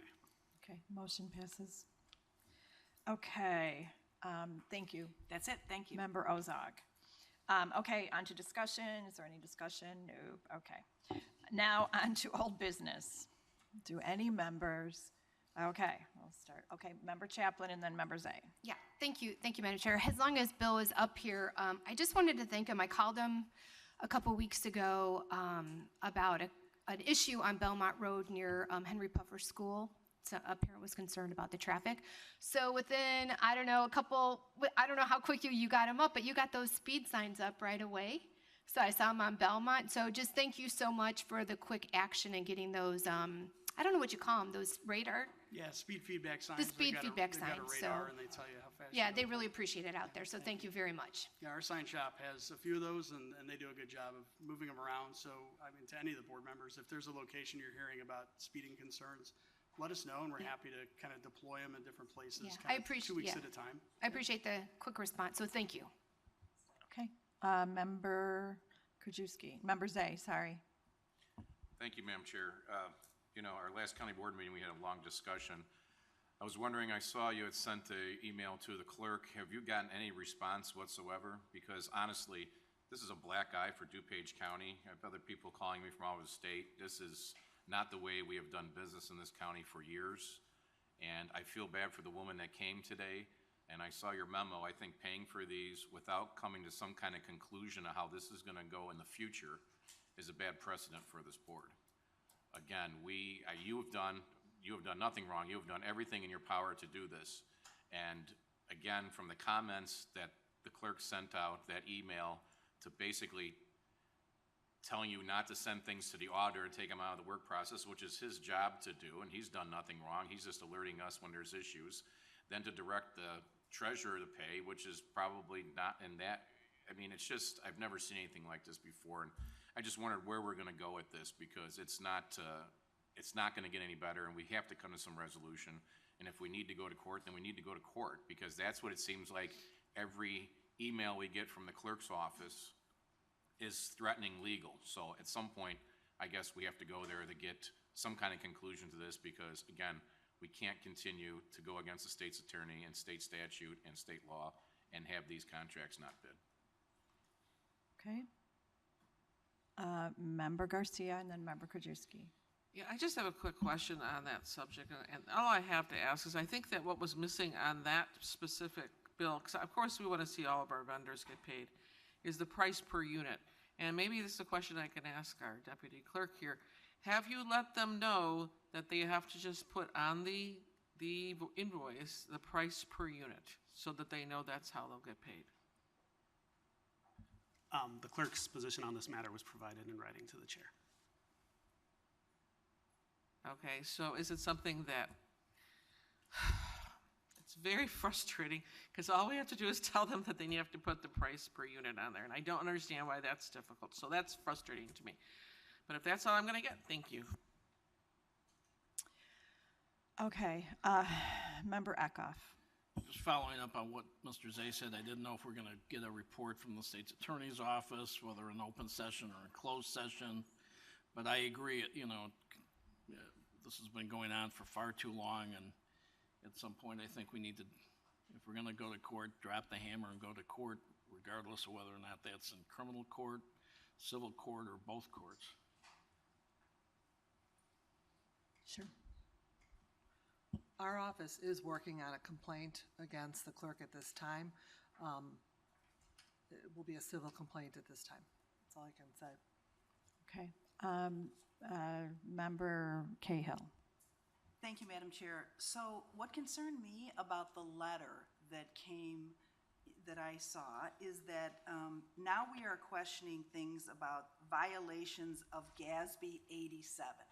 So GASB 87, Government Accounting Standards Board 87, this is something that we must comply with in order to get a clean opinion on our audited financial statements. And there is a whole number of issues here of some of these invoices that we don't know if they have been, if GASB 87 right here has been violated. So this is a very serious matter again, and I think we need to resolve this as soon as possible, and I think the clerk needs to come into compliance. Everywhere I go, people ask me about it and say, what is going on and why does she think she's above the law? It's a very embarrassing issue for the county. Thank you. Okay, Member Kajewski. Yeah, I had requested a little bit of information last week. I know we talked to, I think you mentioned, Chairwoman, that, going to court and cost us $100,000 to $200,000. But I asked staff just to try to get an idea of the amount of time being spent in trying to get the clerk to come into compliance over the last year. Nick, if you want to share what you have so far, but in talking to, just to give everybody on the board, some magnitude, over the last year, Jeff, Jennifer, Nick from Finance, and it goes to the State's Attorney's Office too. I've talked to Bob Berlin and his staff, but Jeff and Jennifer estimate between about 10% of their overall time. 10% of their overall time for the year has been spent on meetings and trying to get the clerk in compliance. Nick, about the same thing. Bob Berlin and some of the state's attorneys also that amount of time. We can probably hear from our auditor later today on the amount of time his office has spent. But in just rough calculations yesterday, I think, Nick, what did you say, $200,000 in a year of staff time? And this is our senior management staff time that's spending that much time on trying to just get the clerk to come into compliance. And as a result, they aren't able to spend that amount of time to do other things. Is that the number, Nick, that we threw out yesterday? Correct. $200,000, and that's of time of Jeff, Jennifer, the state's attorney's office, Nick, but it's our top people. So just to let the board know the magnitude of just trying to get this issue resolved and what it's costing our taxpayers and what it's costing the lack of our senior management team to be able to carry on other functions for the county. Okay, Member Guston and then Member LaPlante. Thank you, Madam Chair. I feel for the owner of Truly Engaging. I mean, that's a lot of money, $189,000 not to get payment on. I'm hoping that documentation will appear and the process will be followed so that they can be made whole.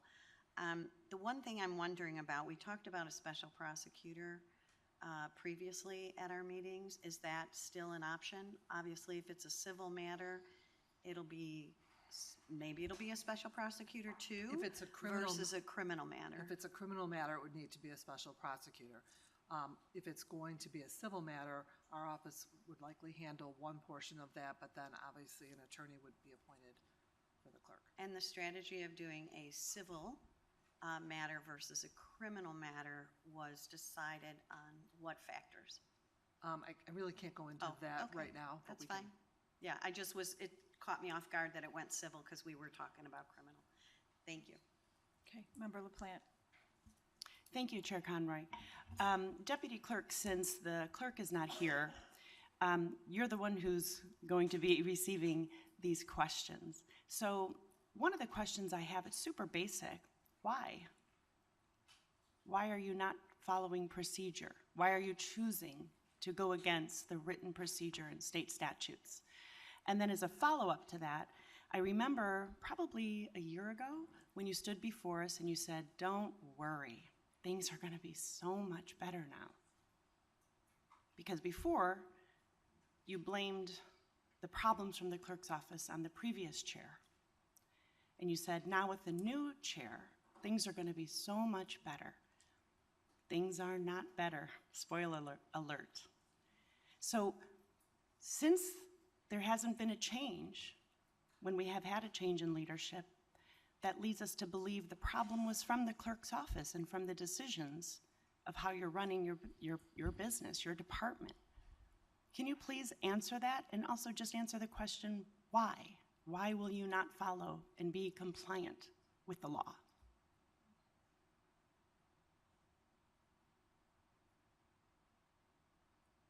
I'm sorry, I can't hear you. Can you please speak up?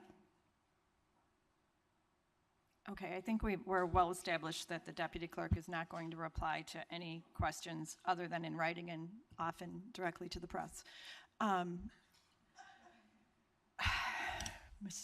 Member Rutledge. Thank you, Chair.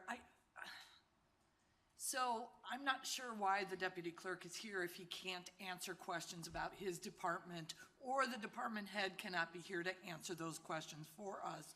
We are entitled to answers on all of those things. So my suggestion is for somebody else to be sitting in that chair that may actually give us simple answers about the content of the clerk's letter that people are asking for clarification on. This is nonsense. Okay. Member Galassi. Thank you, Madam Chair, and thank you, Chair, for your efforts in trying to resolve this. I know that you've done all that you can, so I appreciate that. I just have to make a remark that this is embarrassing for our county, and the fact that we have a chief deputy clerk sitting here refusing to respond to anybody is somewhat childish. So it's embarrassing, and the smirks are annoying as well. Okay. Anybody else? Member Eckhoff. You know, you love calling on me. I just wanted to add one thing that I forgot. If there's going to be a civil cause of action brought, I would hope there would be some examination as to whether or not the individuals that purchased the products or the services of such as the woman who stood up during public comment, if those were without authority of the county, then I would think that there may be some personal liability for the people that ordered those things, and that we should consider going after those people who ordered them personally and who are responsible to pay those bills. Because you can't just go out and start ordering things for the county just because you work for the county. You have to go through the proper process. And if they haven't done that, they didn't have authority.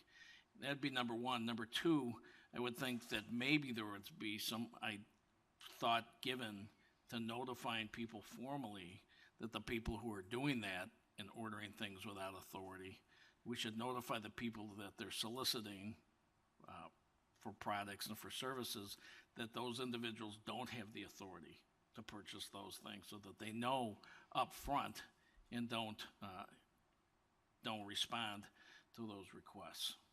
That's something that I know corporations do when directors and shareholders leave who had apparent authority, and they no longer have that authority. And I think we need to spread of record the fact that the people who are doing this don't have authority on behalf of the county to purchase products and services. Okay. Member Zay. Thank you, Madam Chair. And again, I echo what everybody's saying, but as we saw when public comment today, people don't they think of DuPage County. They're saying, I wish the county would pay their bills. They're not saying the county clerk, they're saying the county. So this is, again, a black eye for all of us. And this isn't the first time for the clerk. We've had this for years, from raises to the issue with the cannabis tax. I mean, I don't understand why we can't get a comment here. I mean, this is on her candidate surveys. I rock the establishment with facts and figures and common sense. My priority will continue to be good government, standing up for accountability, consolidation, and transparency. On her campaign website, it says she attended hundreds of government meetings, particularly the Election Commission and County Board, furiously making well-researched public comments on ethics, transparency, accountability, and proper procedures. Then why won't she come here to this county board and answer any questions? And it's just not this. This has been for years with the previous chair, with everybody else. And again, I know I can't, on her email, we can't dictate to the state's attorney, but the seriousness of this is only going to continue. How many more bills are going to happen? And again, I don't want to be like, oh, we have to do this because, you know, the election's coming. We don't want to be responsible for holding up the election process or whatever. I mean, this is, again, painting us into a bad corner. So whatever the state's attorney is doing, I hope they do it expeditiously and get this done. Because, again, we can't get any comments from the clerk's office. And anybody who sat on this board years ago and knew about when there was contracts and everything else that, oh, she was here all the time. I mean, I've been called, I have a double standard here on this board, but if you remember during the Safety Act, when it hadn't been passed yet, and our sheriff came out and said, well, I'm not going to follow it. We had board members stand up and say that the sheriff should move aside if he's not going to follow the laws of this state. Well, where's the same outrage for a clerk who obviously is not following the laws of this state? It's okay now? And you're saying I have a double standard if I say anything for the sheriff, but we don't say anything against the clerk? I mean, this is a pattern of things, from raises to cannabis to everything else, and every time it's brought up, some board members stand up and try to deflect it and talk about transportation or staff, or say there's a conspiracy or a cover-up. I mean, where's the outrage for this? I mean, again, they're thumbing the nose at us. The deputy clerk obviously is not going to say anything, but where do we go from here? Again, it's a black eye for this county. I have never been more, in my years, been more disappointed in a process that never thought. We always say DuPage County is the standard, and this we stand for, and this is hurting our county and hurting our board, and we need to do something quickly. Member Cahill. One last point, for the state's attorney, can we as a board seek to remove the chief deputy clerk from our meetings to take our roll call and replace that with another person from the clerk's office? It's really her, she has control over her office and who she sends here to take minutes, and that's really her call. Okay, Member Kajewski. Yeah, while you're up there, just encourage you and State Attorney Berlin. I think when they are violating the state law and not going out for competitive bid, that opens us up, I believe, to some liability for firms that don't get the bid on that. Correct. Yeah, and we so could be sued by those vendors. Right, yes. we can be sued by the vendors that don't get an opportunity to bid because that's what state law requires. That if they continue this process of just don't putting it out for bid, et cetera, it's just making the potential legal liabilities for us greater and greater. So I would encourage your office and Bob Berlin to move forward quickly on this, because we got to put an end to it. Because every time they violate this, it opens up more vendors the ability to sue because they didn't get the opportunity to bid. We appreciate the frustration, and we understand the urgency of this, yes. Okay, thank you. Member Ozog. Thank you. I agree with Member Krajewski about your office expediting this, because I think the issue here, which is somewhat different than the issue with the sheriff, the assault weapons ban had been passed, and the sheriff was also, along with 90 other sheriffs, not going to comply with that. So that was a set law. And I think the essence of the issue here is that the clerk maintains that the clerk stands alone, independent office, et cetera, and is not covered under the bidding criteria. So I think that's where the essence of what do they have to do. My gut feeling, I think everyone should bid if it's over $30,000, because that's certainly open and transparent. So I think that's where your office is unfortunately going to have to come into play here, because we're at a standstill about this. So would appreciate the work of your office finally answering this question that they're not above the law, and that's the impression. I practice law without a license regularly because I'm married to a lawyer, but this is not funny. I mean, we have always maintained that they need to do competitive bidding, and we understand the urgency. And I don't know if it has to be a court decision, whatever, but apparently it must be. So we really appreciate your work, and we need to get this resolved. And clearly, we can't have our own DuPage companies not getting paid. This is terrible. Thank you. Okay, so why has been the continuous question. What I can tell you for sure is this is definitely not one of the highlights of my career, being caught in the middle of the situation. We will get a resolution to this as expeditiously as we can.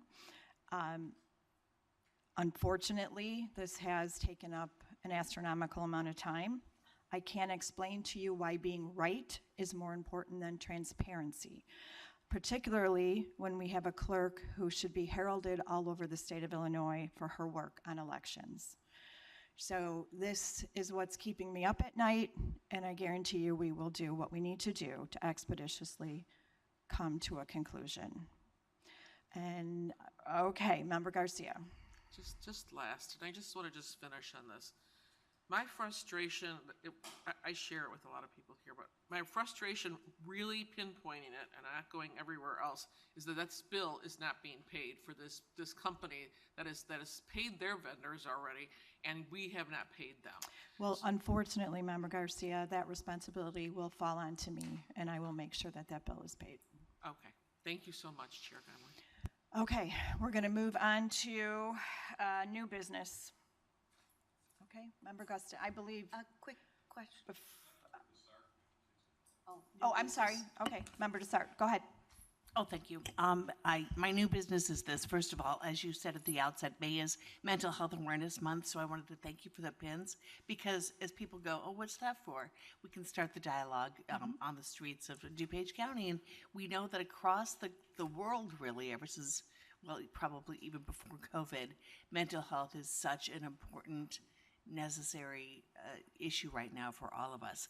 The second thing I wanted to say is this. A teacher from my district, well, first of all, last week was Teacher Appreciation Week, so I want to thank all the educators in DuPage County. But specifically, a teacher from my district has been named the 2024 Illinois Teacher of the Year, which is incredibly exciting. So congratulations to Rachel Mahmood, who is a 5th grade teacher at Georgetown Elementary School in District 204. The Illinois State Board of Education said Mahmood embodies the qualities of an exceptional educator and of an inspiring leader. So congratulations to educator Rachel Mahmood from District 5. Did I say my district? And I'm sure from the entire DuPage County Board. Thank you. Wonderful. Congratulations to Teacher Mahmood. Also, a fun fact for all of you, if anyone asks you about your green ribbons, please talk about Mental Health Awareness Month. And also, it also is the ribbon and the color that they use for live kidney donation, which I'm also proud to be someone who has done and probably don't do enough to advocate for that. So, Member Zay. Thank you, Madam Chair. You know, there's been a lot said about weeks, but you know what?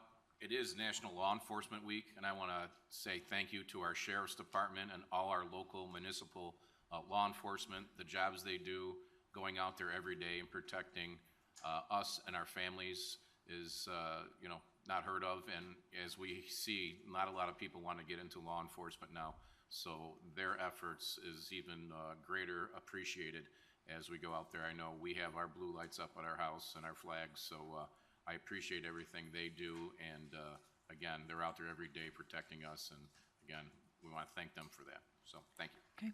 Member Guston. Thank you, Madam Chair. That little button system would have worked really well as to who was next.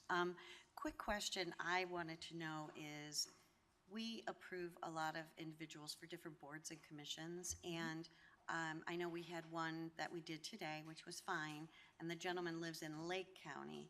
Do we have any criteria? Because I know there's a lot of people in DuPage County that would love to participate on boards and commissions, but Member Guston, there's an easy explanation, and you will see that this comes up in this area often, and there's a reason. okay, good. I want to hear that. Thank you.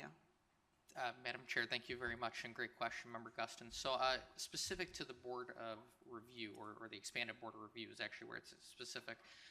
There's not a lot of individuals who have taken this test and done that, so there's an agreement that if you've passed that test and you're in the surrounding area, you can be on the expanded board. That's only in the event that we need to have somebody backfill in for an absence of somebody else. So we build that bench, and that's why we have the 15. We have our 3 normal Board of Review individuals who are the primary. If in the event they have to recuse themselves from a hearing or something like that, one of these expanded board come off the bench to fill in. And as the chair has indicated, state statute does allow, that's the only one that's particular to not that specific location here in DuPage. And the rest of our boards, it's pretty much people from DuPage then? If it's not Yes, specific? it is. Yes, this is the only area where we have It's that an exception. issue. Right. And board members, you should all be aware that these appointments come up yearly. And if you have somebody in your district, please be aware of what they are and let me know. Great, thank you, thank you. Okay. And I believe Member Krajewski, you had something you wanted on the agenda in old business. Yes, thank you. And it's the auditor quarterly reports. I remember used to be getting the audit reports.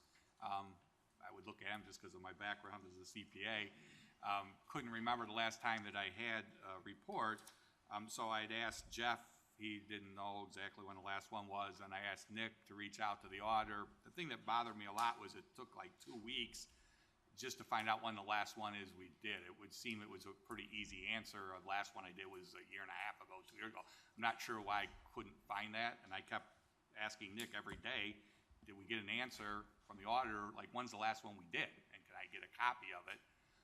And I sent everybody the state statute also, but we're also supposed to have those published in the paper. The state requires, besides the county board getting these quarterly audits, to publish in a newspaper that it's available for the public for transparency purposes.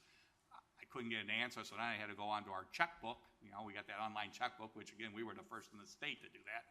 Everybody kind of copied us. So I had to go to the auditor's office, look up publications. I couldn't find any publications for the last 3.5 years. I did find them prior to that when we published in, or paid for the publication. Maybe they were somewhere else.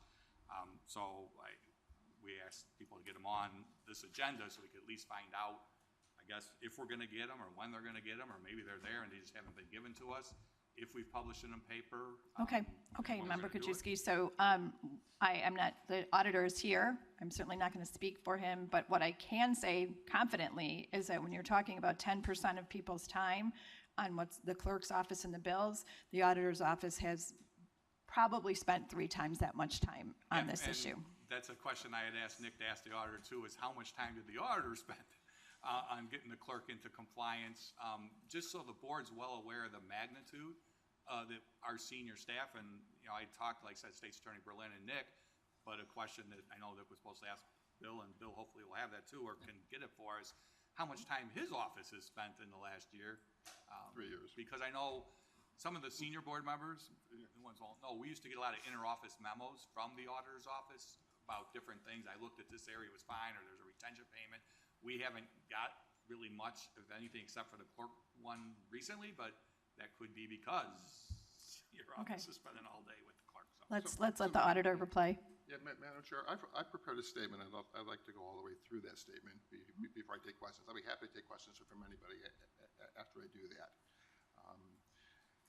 I do want to jump in very fast, though, about the person that spoke earlier, very briefly. And part of that, I'll answer the question about the time that was spent. I agree with Member Garcia. I have great empathy for the situation that she's in. We requested information 2 weeks ago. A member of the State Attorney's Office spoke with the Deputy Clerk and asked for copies of the contracts that document the amount requested on the invoice. On May 3rd, I sent a memo to the County Clerk asking for contract information to verify the accuracy of the invoice from Rhinebeck Election Services. Not Rhinebeck, I'm sorry, Truly Engaging. None of that's ever been received.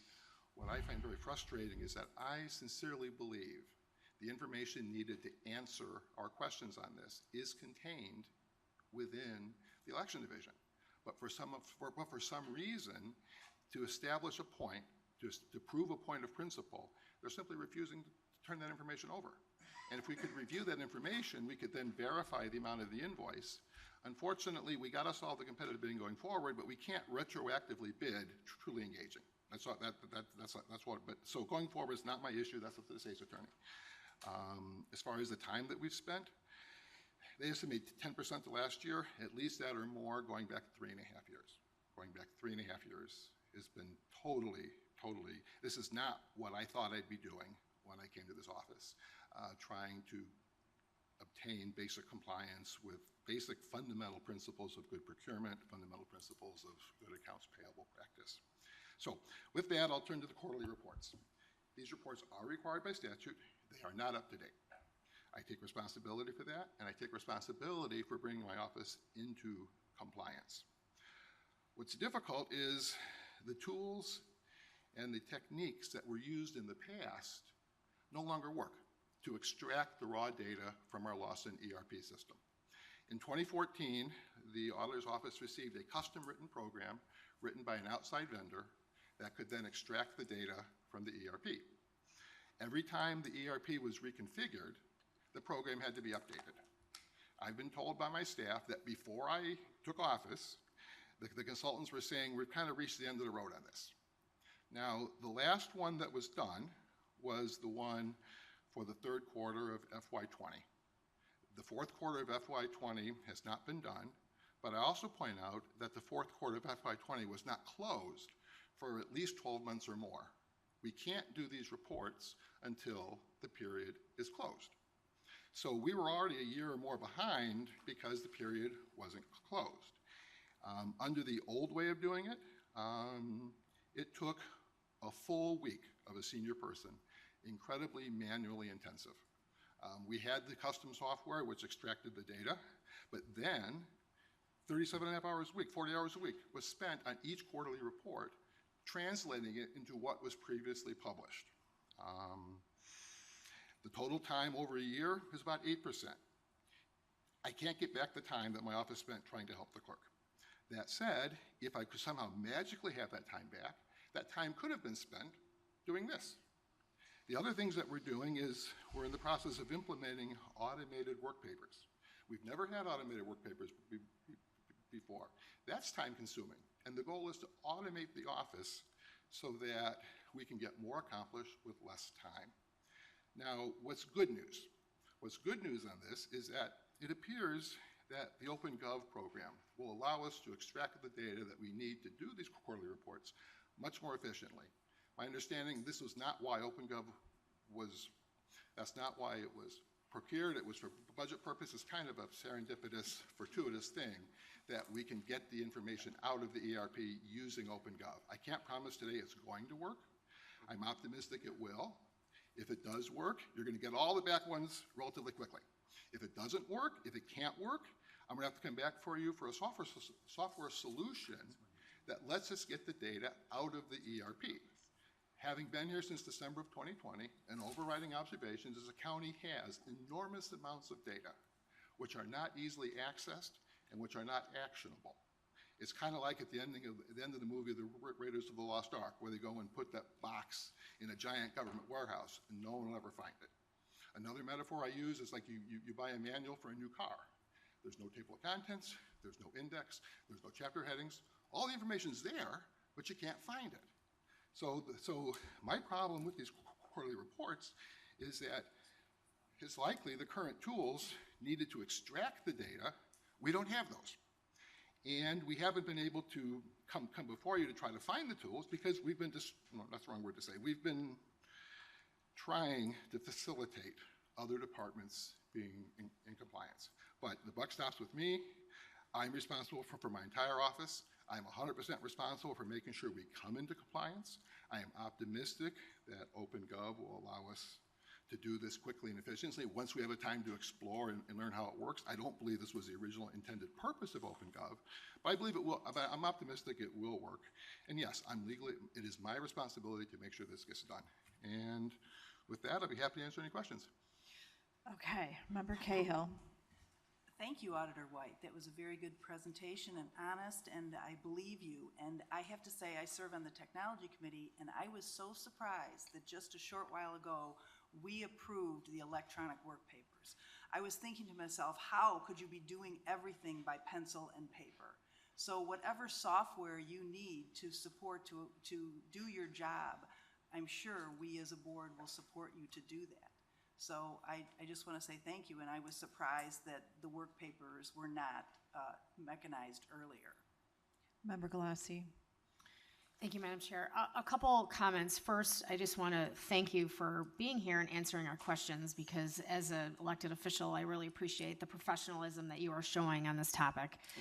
I just want a little clarification of what you started with, and that was the issue of being able to pay the constituent who came here to speak today, which I appreciate hearing her story and also empathize with her. What is preventing you from green-lighting that payment is a lack of cooperation from the clerk's office. Is that accurate? I would stick with paragraph 9 of the letter that Chair Conroy sent to everybody regarding what is needed.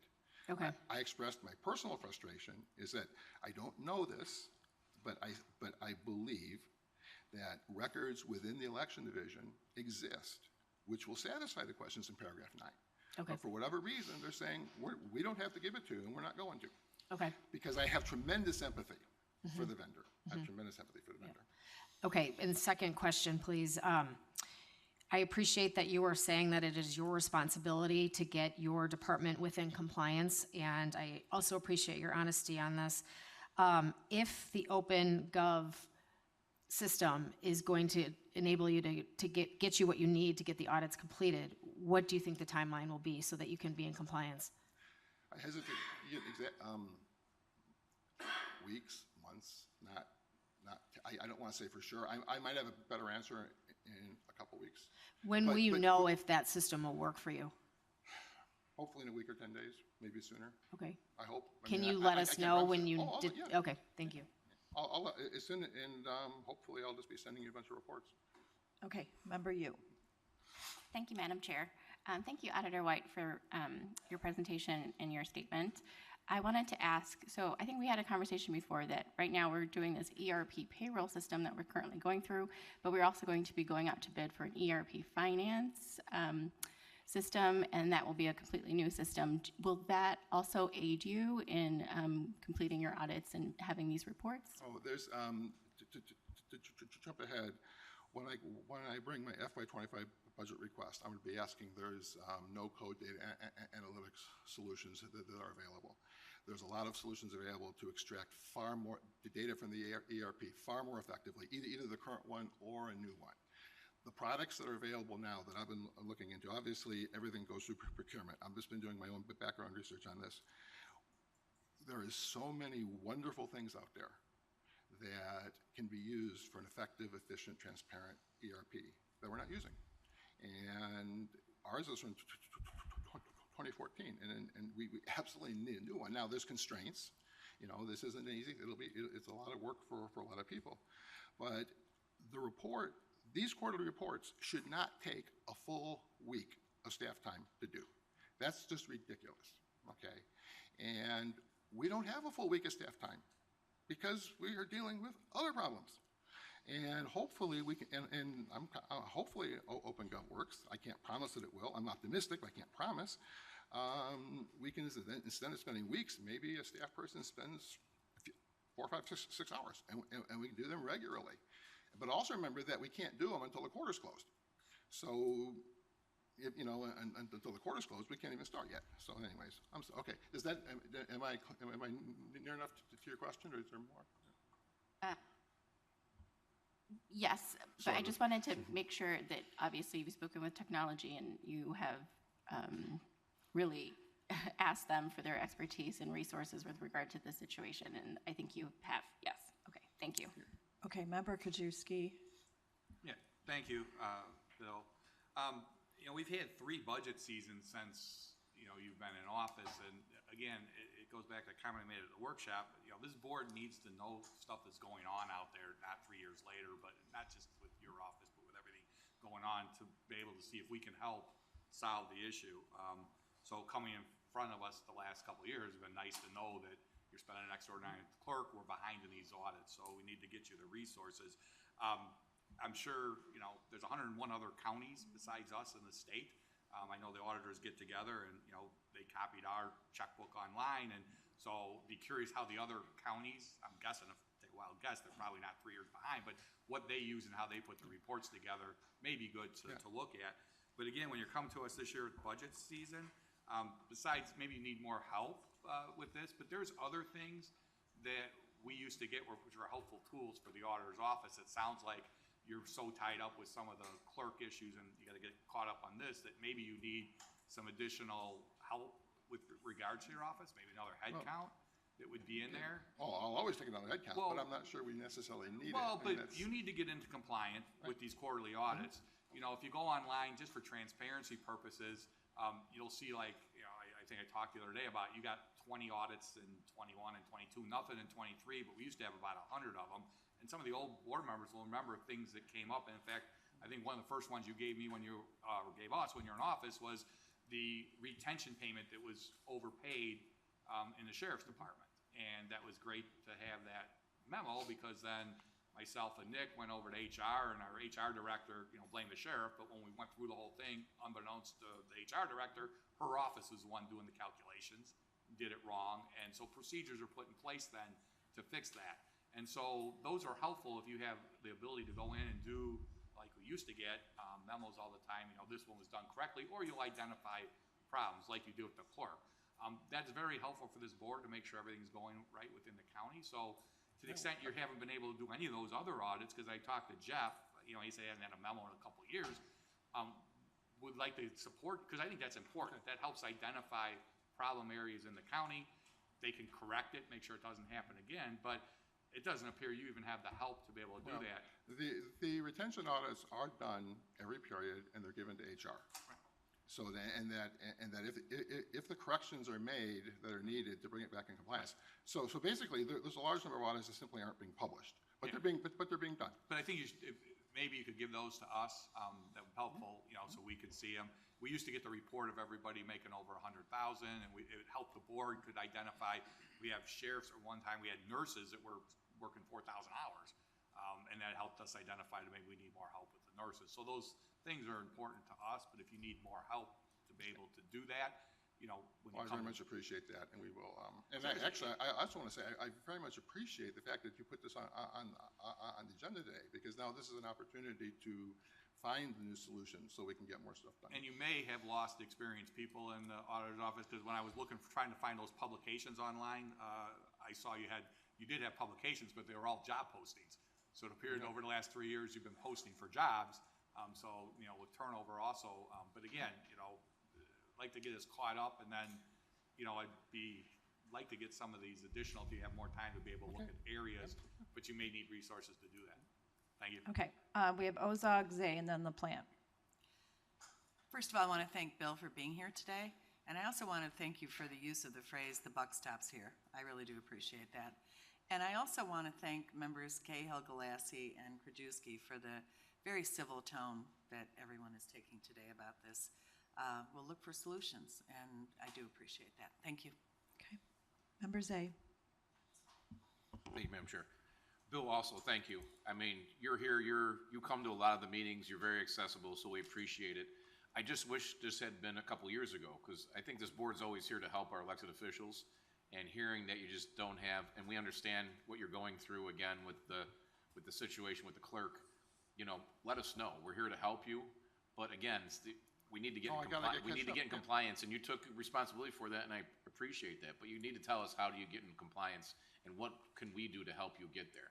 Okay, and if it's, again, we understand you're spending an enormous amount of time, and I'm sure it's not comfortable for you, this either. I mean, this is a very stressful situation here at the county, and I don't think people understand that this puts stress on board members, the chair, everybody else. It's not a good working situation that we have here, that we've always had for years. Everybody seems to work together. And again, thank you for coming, but let us know what we can do, but you have to get into compliance. I mean, if it takes, absolutely. Yeah. I know you said you haven't done one, but it said it's gonna take a week. There's gotta be something that. I can't promise a week, but yeah. I mean, we gotta figure that out and get you into compliance. So, absolutely. Again, thank you for coming up. Member LaPlante. Thank you, Chair Conroy. Thank you, Auditor White, for being here and for answering the questions head on. I know it's not easy. I haven't really heard this answer from you yet.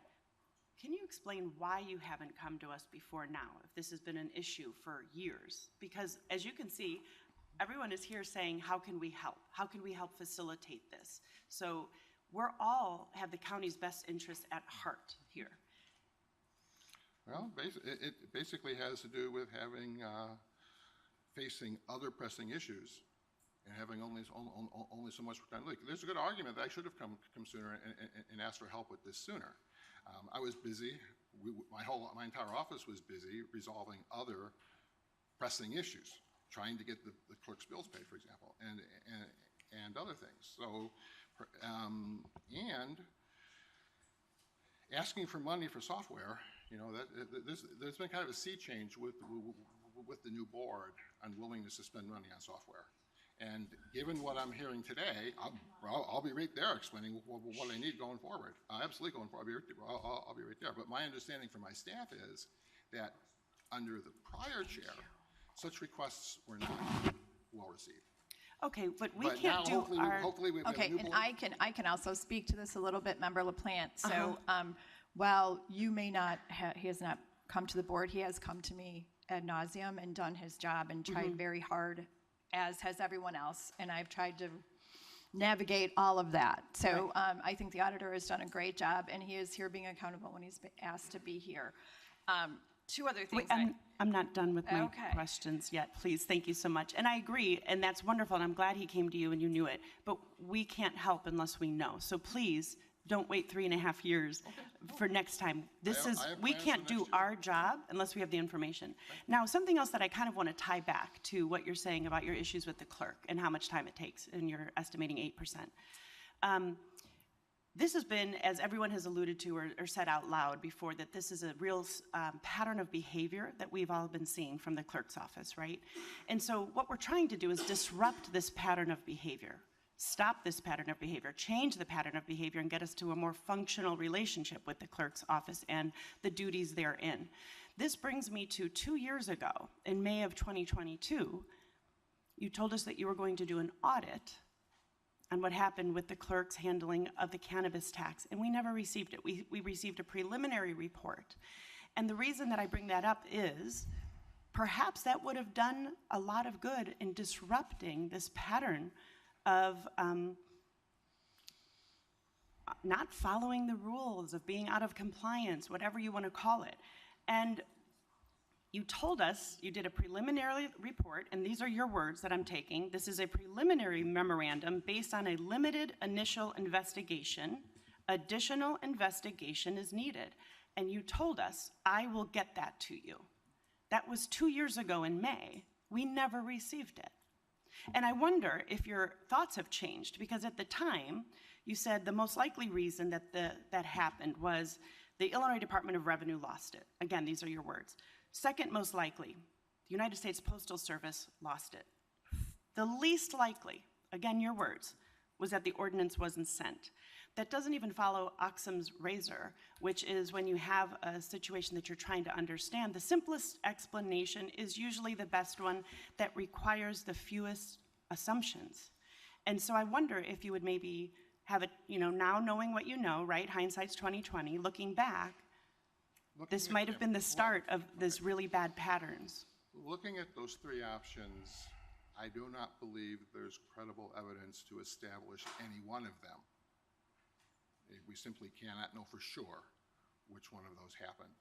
I also remember noting at that time, I was also concerned about the fact that there was no backup.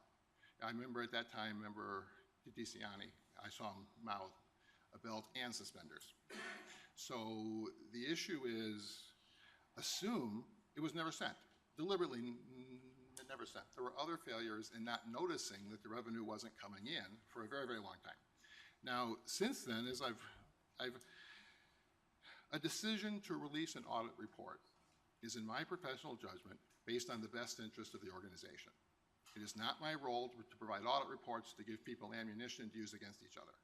So I issue audit reports that will help the organization best succeed. Succeed. According to the Institute of Internal Auditors, the mission of internal audit is to add value to the organization.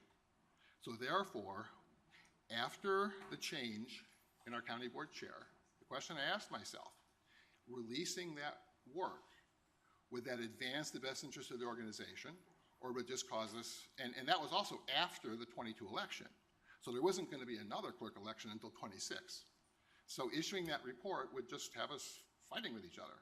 And we can't get cooperation on anything. So I'm not confident that having released that report would have motivated the clerk to cooperate more.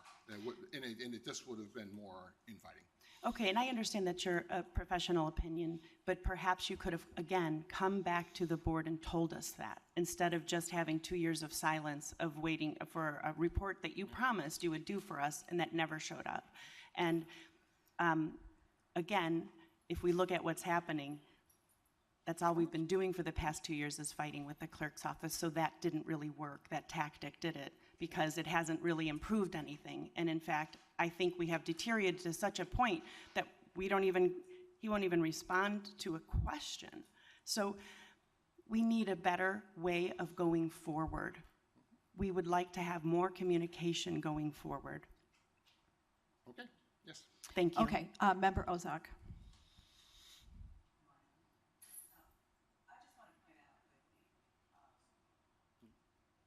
I want to point out with the cannabis issue that Kane County also had the very same problem. And I think we need to leave that in the past because we're dealing with current problems. And I think we're getting off the track to talk to Mr. White about what he didn't do in the past, because we've got specific issues right now. And how those are addressed in the future, that was a very one-off situation. But the same thing happened in Kane County. So I think the idea that it was not recorded in the state is very likely. So I think we need to get back on the track of I what agree. Mr. I agree, White can Member do Ozog. to Yes. improve what's going on with his Okay, responsibilities. I agree.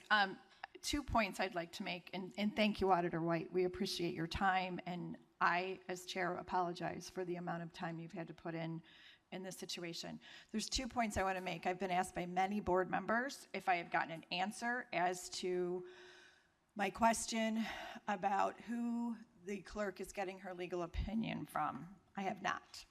The other is the clerk has directed me to take the auditor out of her bill paying process. I want you to know I will not be doing that, nor will I take out the treasurer, the CFO, or the finance chair and give her the checkbook. So now that those things have been clarified, I think we can move on. Okay, I'm informed we do not have any business requiring us to go into, okay, all right. Then, hold on, if I can find it, we will be adjourned until May 28th, which will be our evening meeting at 7 o'clock.